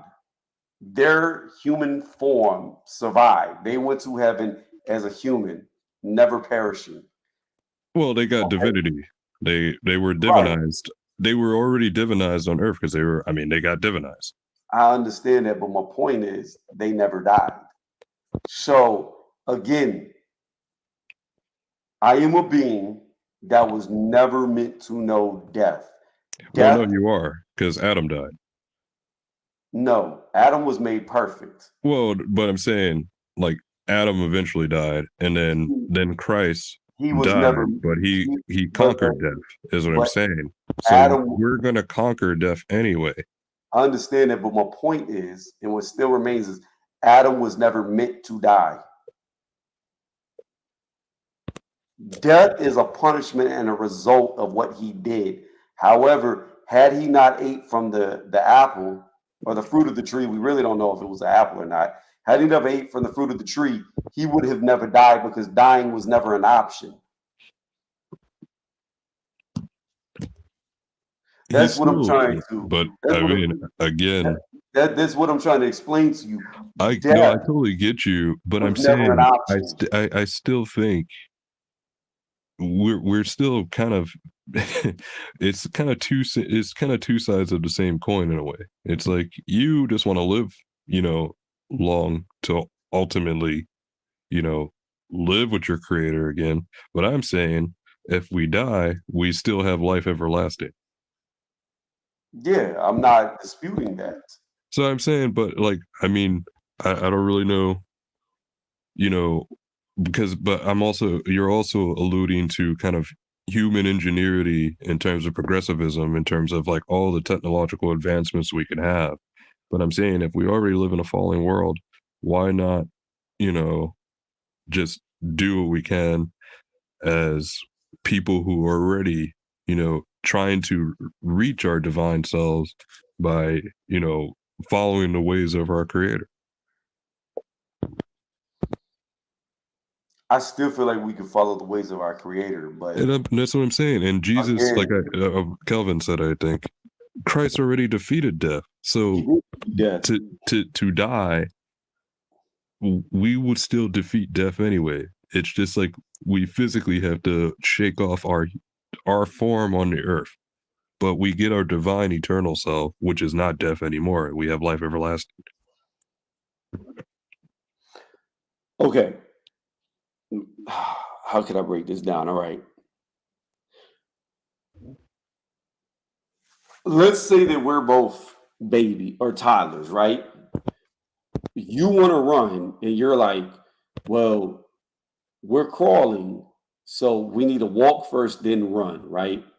You have to crawl, walk, run. Those are the steps. For you, you have to live, die, be resurrected. Those are the steps. What I'm saying is, fuck walking. Why am I walking when I can just get up on my 2 feet and start running from the jump? Again, you, and every other human being were never meant to die. That was never an option. It was never in the plan. Due to choices and punishments that were placed on those choices is the only reason why we die. So if I was given the option to be what I was meant to be, somebody above death, I would choose it every day of the week. Why do I want to experience something I was never meant to experience? This is the point of having a Messiah, Tony. This is why we have Christ. He's already the standard, is what I'm saying. No, because it would be irrelevant. So let me put it like this, right? Let's say that I did not believe in Jesus, but I could live forever, okay? Okay.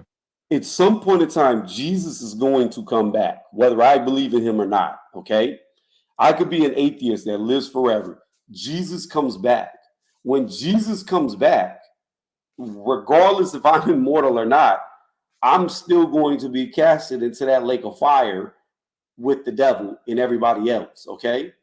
Me being immortal will not change the outcome of me being an atheist where I end up. Again, I'm not you're trying gonna to, But you'll die then. I don't know if you die or you just live in eternal suffering. I have no idea what happens. Well, what do you say? Eternal suffering is kind of a death. No, I think death would be better. I think ceasing to exist would be a lot better than being tortured for eternity. As I said, bro, I think I I hear you out. I hear what you're saying, but this is the whole point of Christ. He's already conquered all of these things, man. So Yeah, he that's died. kind of He the died for our sins, so we that's can be forgiven in front of God. But that's what I'm whether saying. So whether I live forever or die has no dictation on him dying for my sins and me accepting he died for my sins. That is irrelevant to the fact of whether I live forever or die. well, no, I mean we have to die because we're again in a fallen state. Is what I'm saying. Because as you said, you alluded to, if you live forever, that means you probably have way more sins you commit.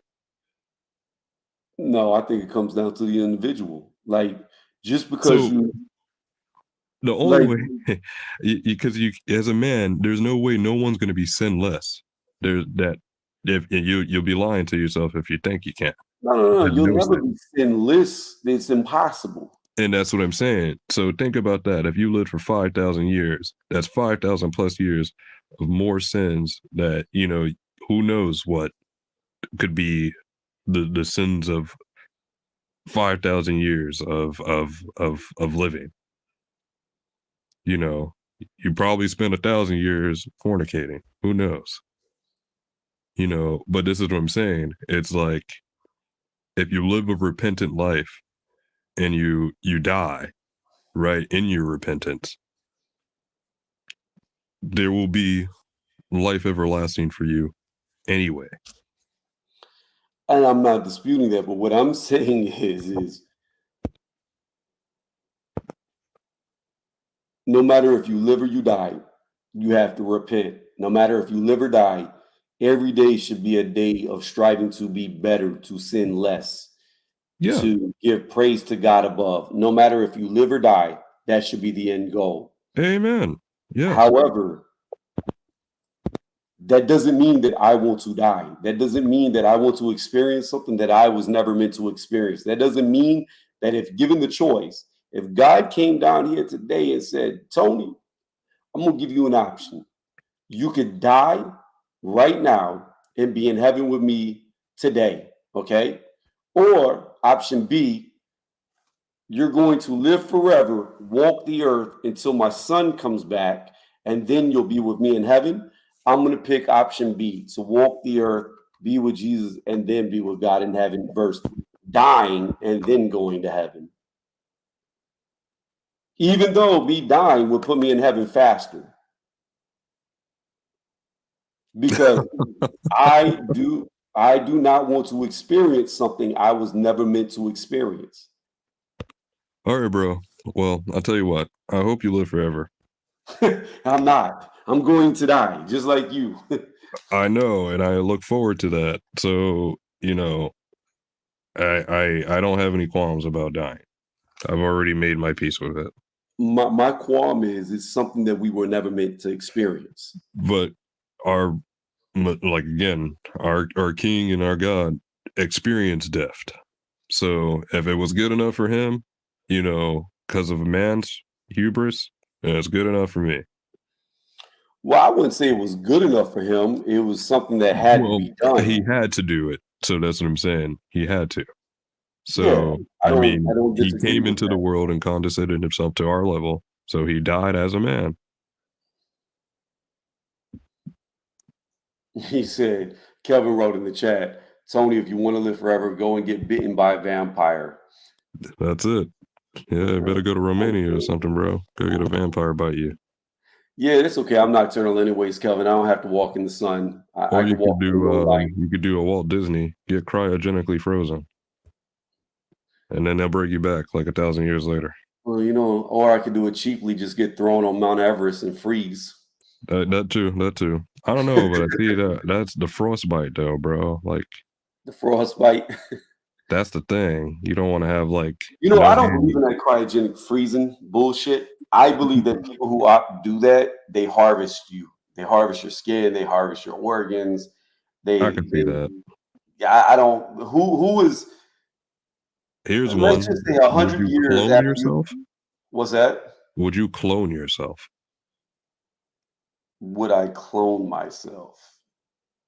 I mean, I think it's pretty irrelevant to clone yourself because if I can make my soul jump from my body to the clone body and be a young version of me, then yeah. But But see, that's the also thing. Like, let's say, for example, you needed a kidney or something like that. If you clone yourself, you have more kidneys, right? So you just no, take I the would not kidney do of the that. I clone. would not do that. I would not do that because if I clone myself, right, in a sense, I'm killing myself to keep myself alive. So I'm Thus, you would live longer because no, you but would I have would more also body parts.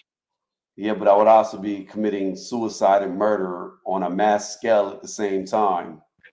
But that's considering if you believe the clone of yourself is you. Well, it is you. It just doesn't have your soul. But clones have different personalities because people clone their dog, and their dog is not actually like the same dog. So it has the characteristics of you, but it's not you. Well, I think it is you. The only No, it's difference kind of is like that how you have a twin. Like, you know how you have identical twins? no, no, no, They no. I think basically, that's So what I would say is this: I think a twin is different because a twin is a different entity altogether. So first off, a this is going to clone is really come too. down to a philosophical question of does a clone Yeah, we're even getting form? sci-fi now. Now this Huh? is tinfoil hat time. So Yeah, we're yeah, getting yeah. tinfoil hat time. You would have to ask, does a clone have a soul? That would be the first question. Does it have a soul? If you lab grow a human that's you Well, yeah. 100% genetically, does it have a So soul? I mean, Second off, don't you consider like test tube babies like genetically like they were they were created in a test tube, so it kind of be similar to a clone. no, it would be different What do you because mean? How? a test tube baby is going to be genetically different than anything else before it.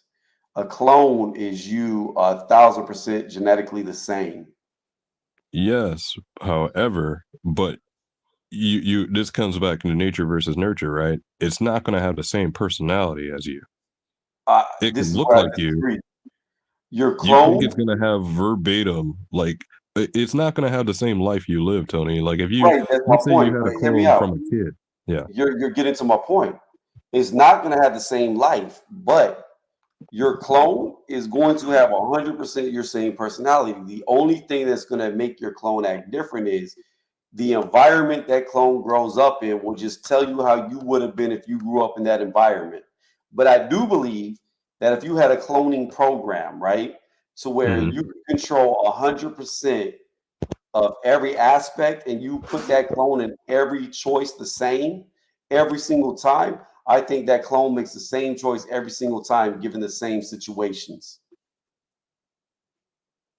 It depends because, like I said, okay. I mean, obviously, humans are a lot more complicated, but people legit, you can clone your dog, right? Yes. So we have the ability to do that. And then people who clone their dogs, right? They're expecting that dog would be the same, just like their dog that passed away. Right. But a lot of the time, they're not. They don't exhibit the same personality as that dog that they had previously. They're a Right. completely different dog. So, judging by that, I'm saying I personally think that let's say you did clone yourself, your clone is not going to have the same personality as you. So what I'm saying is the reason why that dog has a different personality is because every option in that dog's life is different than when they had the first dog. What I'm saying is if you make a clone of me and put it in school in 2024 and grow up today in this modern world, Yeah, it's going to be yes, totally different. no, listen to me. Yes, it will act different than I act now, okay? Because his life experiences will be different.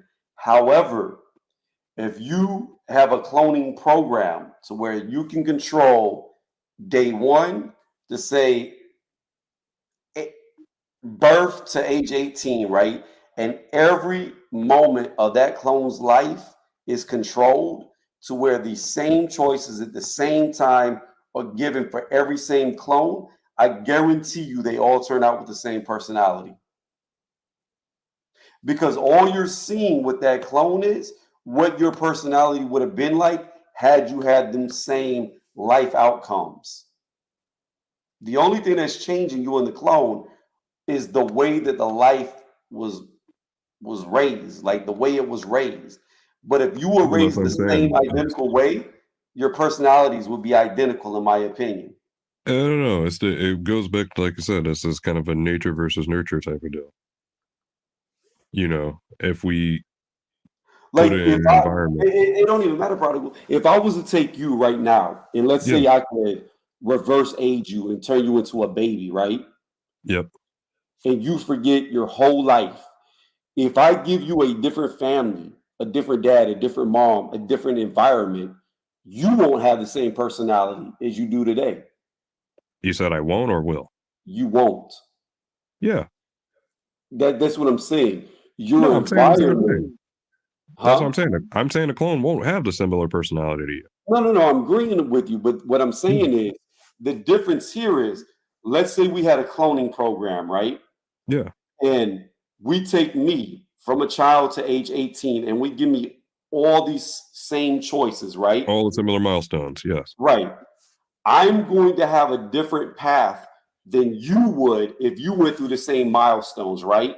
However, what I'm saying is if I You had a think the clone of clone would me, have a similar milestones to you? If they had the similar milestones to you, they would turn out the exact same. they would turn out the exact same, but me and you But see, would that's turn what out I'm saying. completely I don't different. think so, because I think they would have built their own personality different from you, even if they went throughout the same things through you. Because, like I was saying with the dog is still raised in the same environment that the previous dog was. But it's not. However, no, they are. No, Because it's not. well, okay, if my dog died and I cloned my dog, I'm still having it in the same environment that I had my previous dog in it. Am I No, no, not? no, no. No, you're not. How Because so? 10 years, say 10 to 15 years, depending on how long your dog lives, right? On average, Yeah. 10 to 15 years. Okay. Your life has dramatically changed in 10 to 15 years. Where you live is more than likely going to be different. Your Well, what income if? is more But than likely. I'm saying I'm not. Let's say that I'm not. I'm in the same house that I had that dog with. Like I just especially if I had that dog. Like let's just say I'm the single dad or whatever. Not a single dad, just a single guy. But I still lived in the same home. My dog mhm. died, and I decided to get a clone. But I still live in the same environment, and I It still have wouldn't be all though. the dog stuff from my previous dog, and I just put it on my new dog, who's the same dog. But it wouldn't though, because even the aspect of you would be different. So the way you acted 10 to 15 years ago when you first had that dog as a puppy, the things that you were doing 10 to 15 years ago is completely different than what you'll be doing 10 to 15 years into the Why future. would it not be the same if I'm trying to replicate None, what I did because with the previous dog?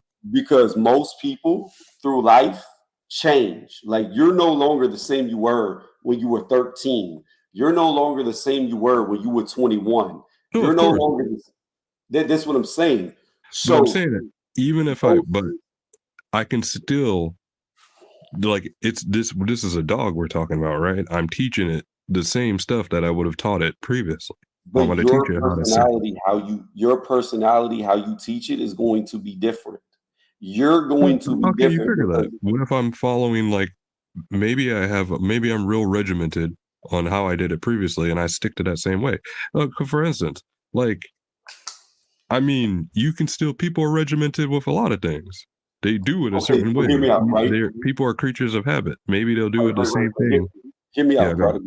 Okay. So you could be as regimented as you wanted to be, right? You could have a dead set schedule where nothing deviates from that. However, here's the thing about it. Unless you're telling me you're a recluse and nobody's ever been in your house, people in your life are going to be different 10 to 15 years later. So when those same people who interacted with that puppy and they were 10 to 15 years younger, how they interact with that puppy is going to be every aspect of your life 10 to 15 years later is going to be different because every person you interacted with that dog, that helped that dog imprint on his personality are going to be different when they interact with it. You see what I'm saying? Like, No, yeah, you no, have to be I so don't disagree with that, controlled. but I'm saying you can still replicate it to a T. But I'm saying even if I replicate it to a T, I agree. You're saying that if you give the clone the same milestones as you, more than Right. likely they will have the same personality. I'm I believe it saying will. I'm saying I disagree because I can still do that, but I feel like they're not going to truly be you. So they would have their own personality, even if they had the same milestones that you did. So this is where we Because, and differ. that's why I used the example of Right, but actually what that works against you because then we can say if I gave them the same milestones that I gave you, it's going to be drastically different. Like the toys you had when you were a little boy is going to be definitely different than the toys this kid would have. no, because that's what I'm saying. If you have 100% control, that means everything from the shows you watched to the toys you had to everything that was said to you. If you could carbon copy I your could life, do that with a dog too.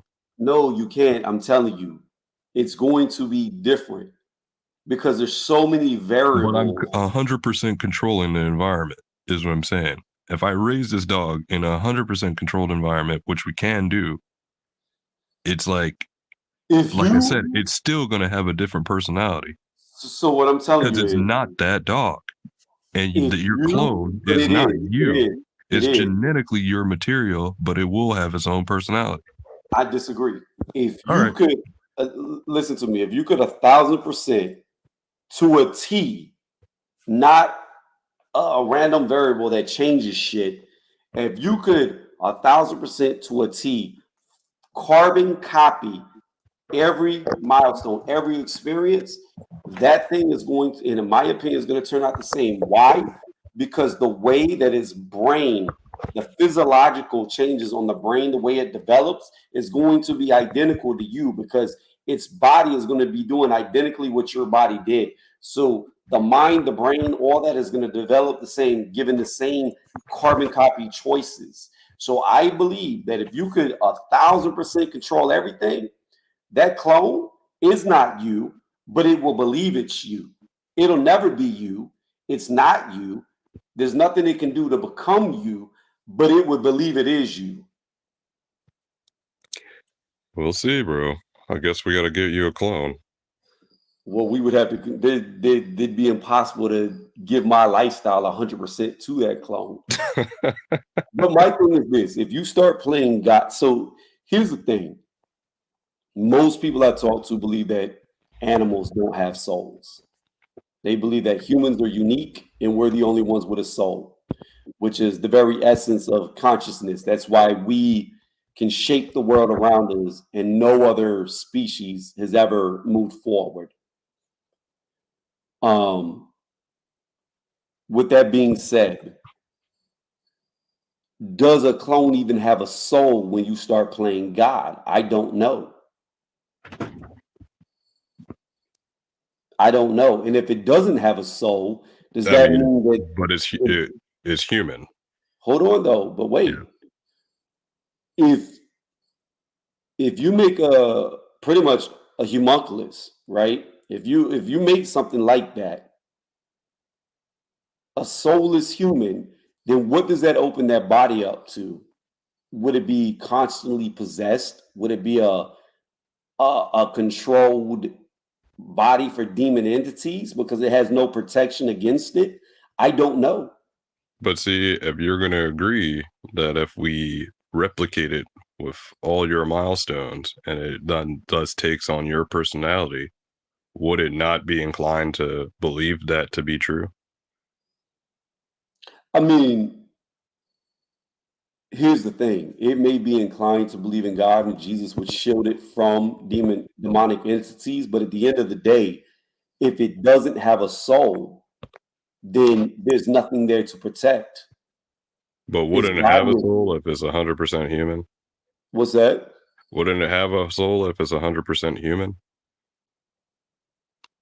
I don't know what would define human. Well, it's If the we, exact carbon copy of you. right, but it was made unnaturally. Well, that's what I'm saying. It was genetically grown, but I Right. mean, we already have that technology where people kind of can genetically Yeah, we control. had cloning over. We could clone Not over 30 not years cloning, ago. but I mean, well, I mean, we can clone like animals. Well, we could clone animals over 30 years ago. Yeah, that's what I'm saying. So I mean, well, I mean, I don't want to speculate if we can do that to people or not, but the If jury you is could out. do it to an animal, you could do it to a human. Yeah, that's what I'm saying. So okay, so but I'm also saying we have the technology of also we can take out different birth defects, Yep. which is like that's another thing. If you having designer babies, that's a whole nother like kind of slippery slope. But I mean, the whole thing with the clone is like again, it's kind of you're My thing is designing. this is how I look at it. We Uh, cannot create life. Okay. So yeah, maybe a clone would have a soul just because it would come from some type of sperm, whether it be from me to be able to, it would have to come from me. And yeah, then yeah. I mean, it's your genetic material. yeah, the egg will be stripped. My sperm alone has a soul. So maybe it would have a soul by default by that. But what I'm getting to is we get to the step of where science doesn't need sperm. They don't need semen. They can just create a clone of you out of like a skin cell. Yeah. So if you could do that, I don't know if that entity would even have a soul, is what I'm Well, saying. yeah, I you don't you know. would it'd probably be someone alluded to. Maybe it'll just be kind of a corrupt entity. And that's what I'm saying. That's why I'm saying it wouldn't be like you because it would have a different like overall essence. Thus that I'm just saying personality for just kind of layman's terms. That's what I mean. But ultimately what I'm getting at is it wouldn't be you. No. It'd be you So my thing because is, it's like it's a carbon copy of you, like genetically speaking, but in my its essence, it won't be you. my thing is this: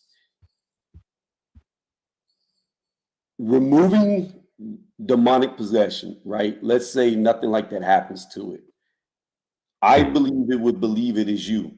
I believe it would act no different than you would because everything about it physiologically would But develop the same. let's say it wouldn't like okay. I mean, this is also I don't. considered would So I don't believe your soul is solely who you are. Like I don't think your soul is your personality per se.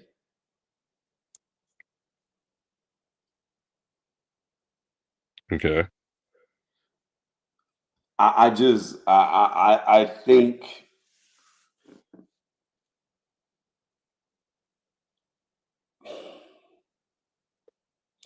if you look at it like this, right? Jesus, the Father, and the Holy Spirit, right?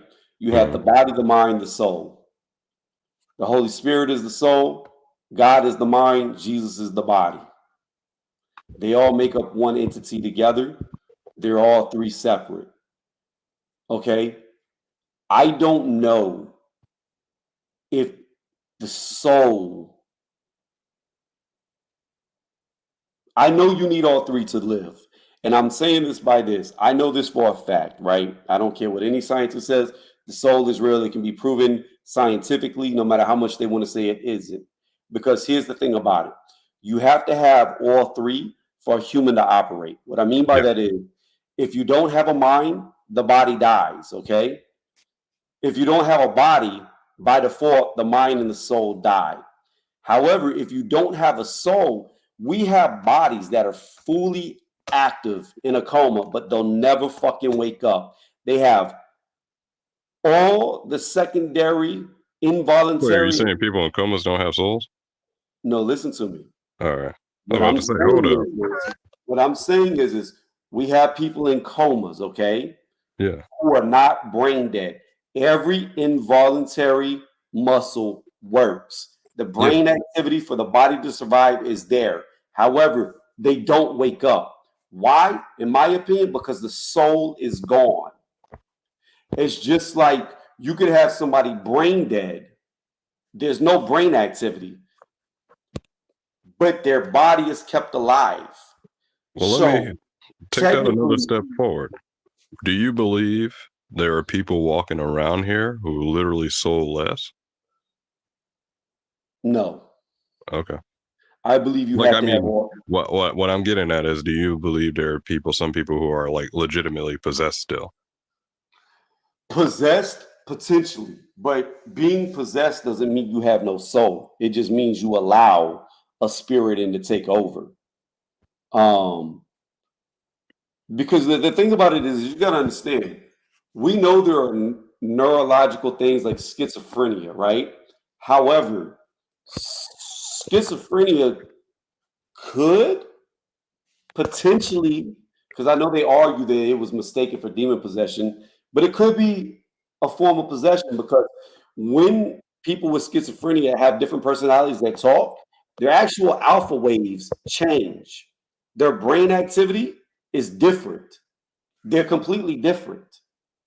So maybe, just maybe, that could be a form of being possessed. I'm not saying everybody who's schizophrenic is, but I'm saying in certain cases they have different brain waves, which shows different personalities, which shows that it's actually more than just a neurological disorder. There's two minds in this one body, so to say, or two spirits. It get into the weeds with that, but I don't believe that any person alive is soulless. I believe that if there's no soul in the body doesn't function. I believe it could be looking like these people with comas, where you have full brain activity, but you never wake up. I Interesting believe take. I believe people like that are soulless. That's why they don't wake up. I believe that the soul and the body could be alive, but you can't wake up because you're brain dead. I believe the you have to have all three to function. That's what I believe.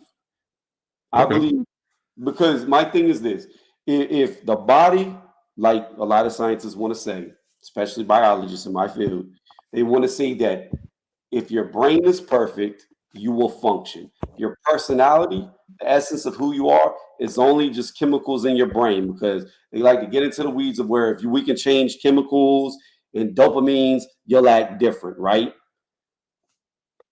Influence your personality. However, I will say this: we have people with perfectly working brains that will not wake up.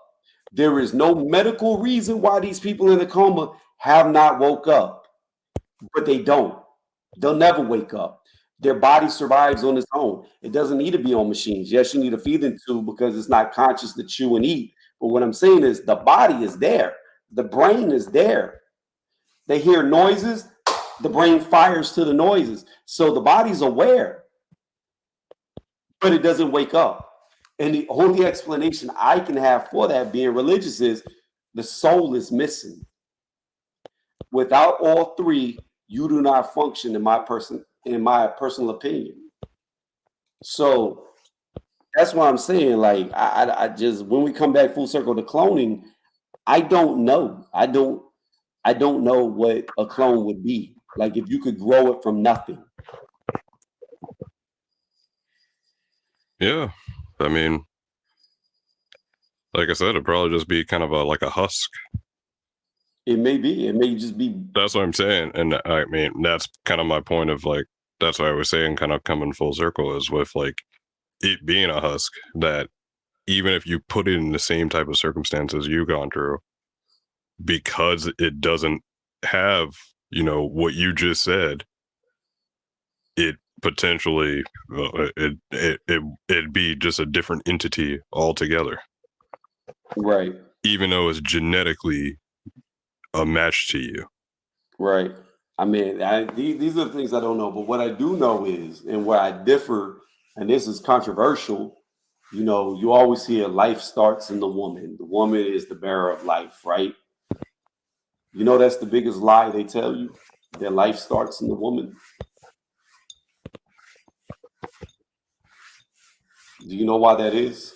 It's a lie. Go ahead, say it. An embryo is not alive.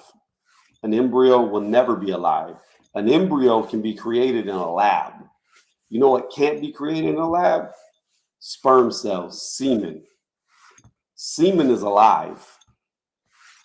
Life starts in you first. That's why I tell these women I be ovulating all the time. But I'm just being honest. Like, we have yet, that's what I'm saying. But see, of course they're not going to say that, Tony, because it's like when we're talking about like conception and stuff, it's from the female lens, you Right. know, and this is why this is a real hot button issue when we talk about politics, because it's like, you know, this is all about controlling women's bodies, and fathers typically don't have agencies, even though we know it takes two to tango. So I'll even go deeper with it to even more solidify that life starts. Yeah, it's almost in 3 you. a.m. You're killing me, Tony. I mean, you could go to bed whenever. I'm still on pre-workout because I had a short workout. The But I'm caffeine. gonna say this. I'm gonna say this, just a caveat, and we could end it at any time. Just go to bed and I'll end the stream. Cool. Man, I wish Jay was on, because we were just talking about this, because he enjoyed that conversation we had that night. Yeah, but to further it, right? Yeah. To go deeper with it. When you look at the sperm, right? Does it cause your body damage to have sperm?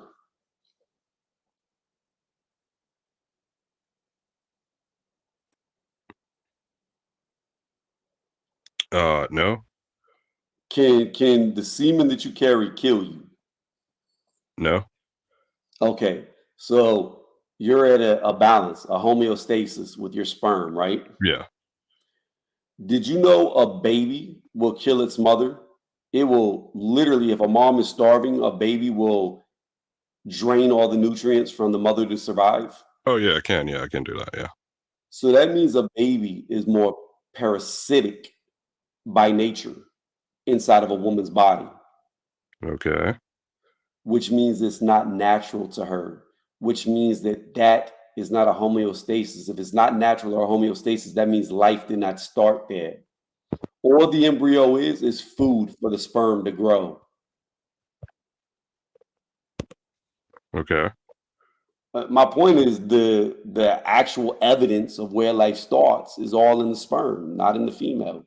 But they'll never tell you that, because if men understood that life started in men, Well, then it yeah, we're the changes seed everything. bearer.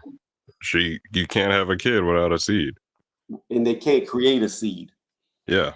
Well, I mean, they're trying to argue that they can. It's never been done. Never, not once. That's what I'm saying. They're trying to say, going back to your kind of progressive human 1,000-year reign.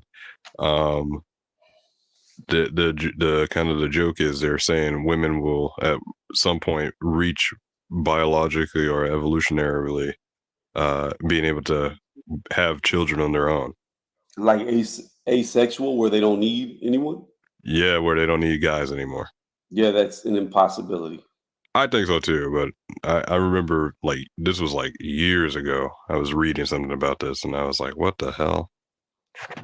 Women cannot produce sperm. That's what I'm saying. It's like, And then physiologically, even if so, here's the problem. The closest that you would have to that is like a hermaphrodite, right? well, there are some of them. Well, yeah, I guess so. But they're Well, infertile for the most part. no, they're either one or the other. They Well, either I have mean, AIDS if you, or they, yeah. Yeah, you know, doctors know which one the baby actually is more of, whether it's male or female, Yeah, because you either can produce eggs or you produce sperm, but they never had one that can do both. but see, that's what I'm saying. If it's a sperm situation, usually I think a lot of the times, they Every time. their sperm cells are not like viable. No, there's been hermaphrodites that could have babies through sperm, but Really, but I mean, they're, well, hopefully they they're don't have a micro. infertile. They're infertile when it comes to eggs. Like you could have one or the other, but you can't have both Yeah, because you're going to develop more with one. I mean, to my knowledge, there's never been anybody born that could develop both. You're going to no, have, no, they not typically. yeah, you're going to be more XX or more XY. It's going to be one or the other. Like you're, Yeah, but this is like we're talking about. This is like a complete outlier because you know it doesn't happen all that often. yeah, but women would never be asexual, never be able to self replicate, so to say. It's just, That'd be nuts. That'd be nuts. That would be yeah, nuts. I mean, I don't. Oh, here's one for you. Did you watch the debate tonight? Bits and pieces, yeah. Okay. What about it? No, no. I was just curious. Who'd you think won so far? From what I heard, I felt like Trump came better with the rebuttals, Hmm. but I will say that Kamala, she never sounded better. Like she was on point. It wasn't scatterbrained. It wasn't no It was very awkward rehearsed. laughing. She rehearsed really well. Yeah, she was on point, and I also didn't really see Trump doing what Trump normally does in attacking, No, which well, I you think, can't. He can't really. He yeah, has but to kind of I be think, docile. I mean, she can character besmirch him, but he can't really do it so much back. I think that's a big miss for him because that's what people were expecting to Well, I grill. mean, it was a little skewed, right? So the line of questioning was kind of skewed in her favor.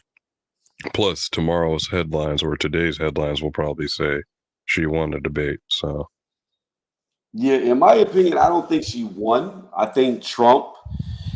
If I had to pick a winner, I would pick Trump off the strength of his rebuttals. yeah. And then I saw times where like her mic was cut off, but she got flustered to where she was trying to talk. Oh yeah. I mean, Um, anytime she start flailing her hands up and down and yeah, stuff, you know that's that's very a loss right there. yeah. But again, I would say that this is her best performance she ever had. It wasn't one sided like Biden and Trump was. Like Yeah. that was like horrible. Yeah. She sounded like a legit candidate from what I actually heard. I mean, I didn't Eh, hear her really break down any policies, it's but just I don't know, man. She just comes across as so fake and phony.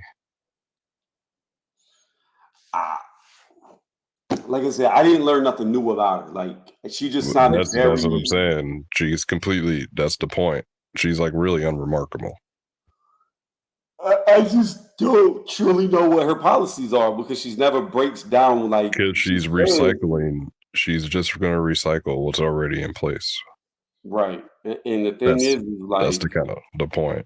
what I wanted to really hear Trump do was like hone down on her flip flopping and being wishy washy and Well, believing one thing, change it to another thing, and actually grill her the on it. funny But thing is the what do you call it? The presenters actually posed that to her. She kind of skirted through the answer. talking about the moderators, Yeah, the moderators. yeah, I So don't like I they said, I only actually said call. that to her, and she kind of like skirted through it. Yeah, I don't know. I got to go back and listen to the whole thing. I Yeah, caught watch bits and that part pieces. because they actually addressed that. But yeah, that's the only thing I would say is like from what little bit I heard, I didn't hear any, which has always been the main thing. What are your policies? What do you believe? And I Yeah. feel like Trump should have drove on her how she's flip flopped on what policies she likes, Well, and see, he that's the didn't. problem. in And she didn't, yeah, she didn't break down what she actually believes, which still to me leaves a big question mark around it. Like, what are yeah, your policies? that's what I mean, he did say that his thing was like she's just going to basically do the same thing she's doing now, which is Right. terrible. But at the same time, I think in their rules they weren't allowed to directly address each other. Okay. Yeah, unfortunately. Well, like I said, from what I heard, I didn't feel like it was a one-sided beatdown. Yeah, I no, think no, no, no. if I It had was to in pick somebody, spots. yeah, if I had to pick somebody who edged it, I would say I thought Trump edged it. However, this was the best I ever heard her speak for what I heard. Yeah, Like she was very well rehearsed, like you said. She was very direct, answered the questions very good. There wasn't a lot of, going off into the weeds. She did good and she kept her composure for the most part. yeah, So I don't know. Like I agree with you. I think tomorrow or today, later on today, this morning's headlines is going to be that she won only because I think most people were expecting Trump to go in there and run laps around her and beat her down. And from what I heard, it didn't sound like he did that. So I mean, technically, it is a win for her. yeah. So we'll see. We'll see what the poll numbers do after this debate. I know this is the only one that she was going to do. It was supposed to be 3, but she said she'd only do this one. Dang, that's messed up. But I want to hear the vice presidents have a debate. I don't even know why they haven't talked about that. Because normally you have a debate between the vice presidents. Yeah. So this whole election has just been weird. It's been real weird. Listen, man, I'm trying to get that Russian visa. I'm seeing what's up with that. Wow, you gonna go to Russia? Yeah, bro. How you go from applying for a job with the CIA to moving to Russia? How does That's the that work? point, bro. That's the point. Goodness. But hey, They're man, I'm gonna about to have go to bed. another Russian Snowden in GTA. Wow. GTA. Yeah. I'm gonna go to bed. Appreciate you All right, hanging out with brother. me, talking. No worries. We addressed so many different topics. Yeah, we was all over the place, and we left boxing a long time ago. Yeah. All right, All my right, brother. man. Have It a was good night. good talking to you. You too. Bye. All right, man. Have a good one.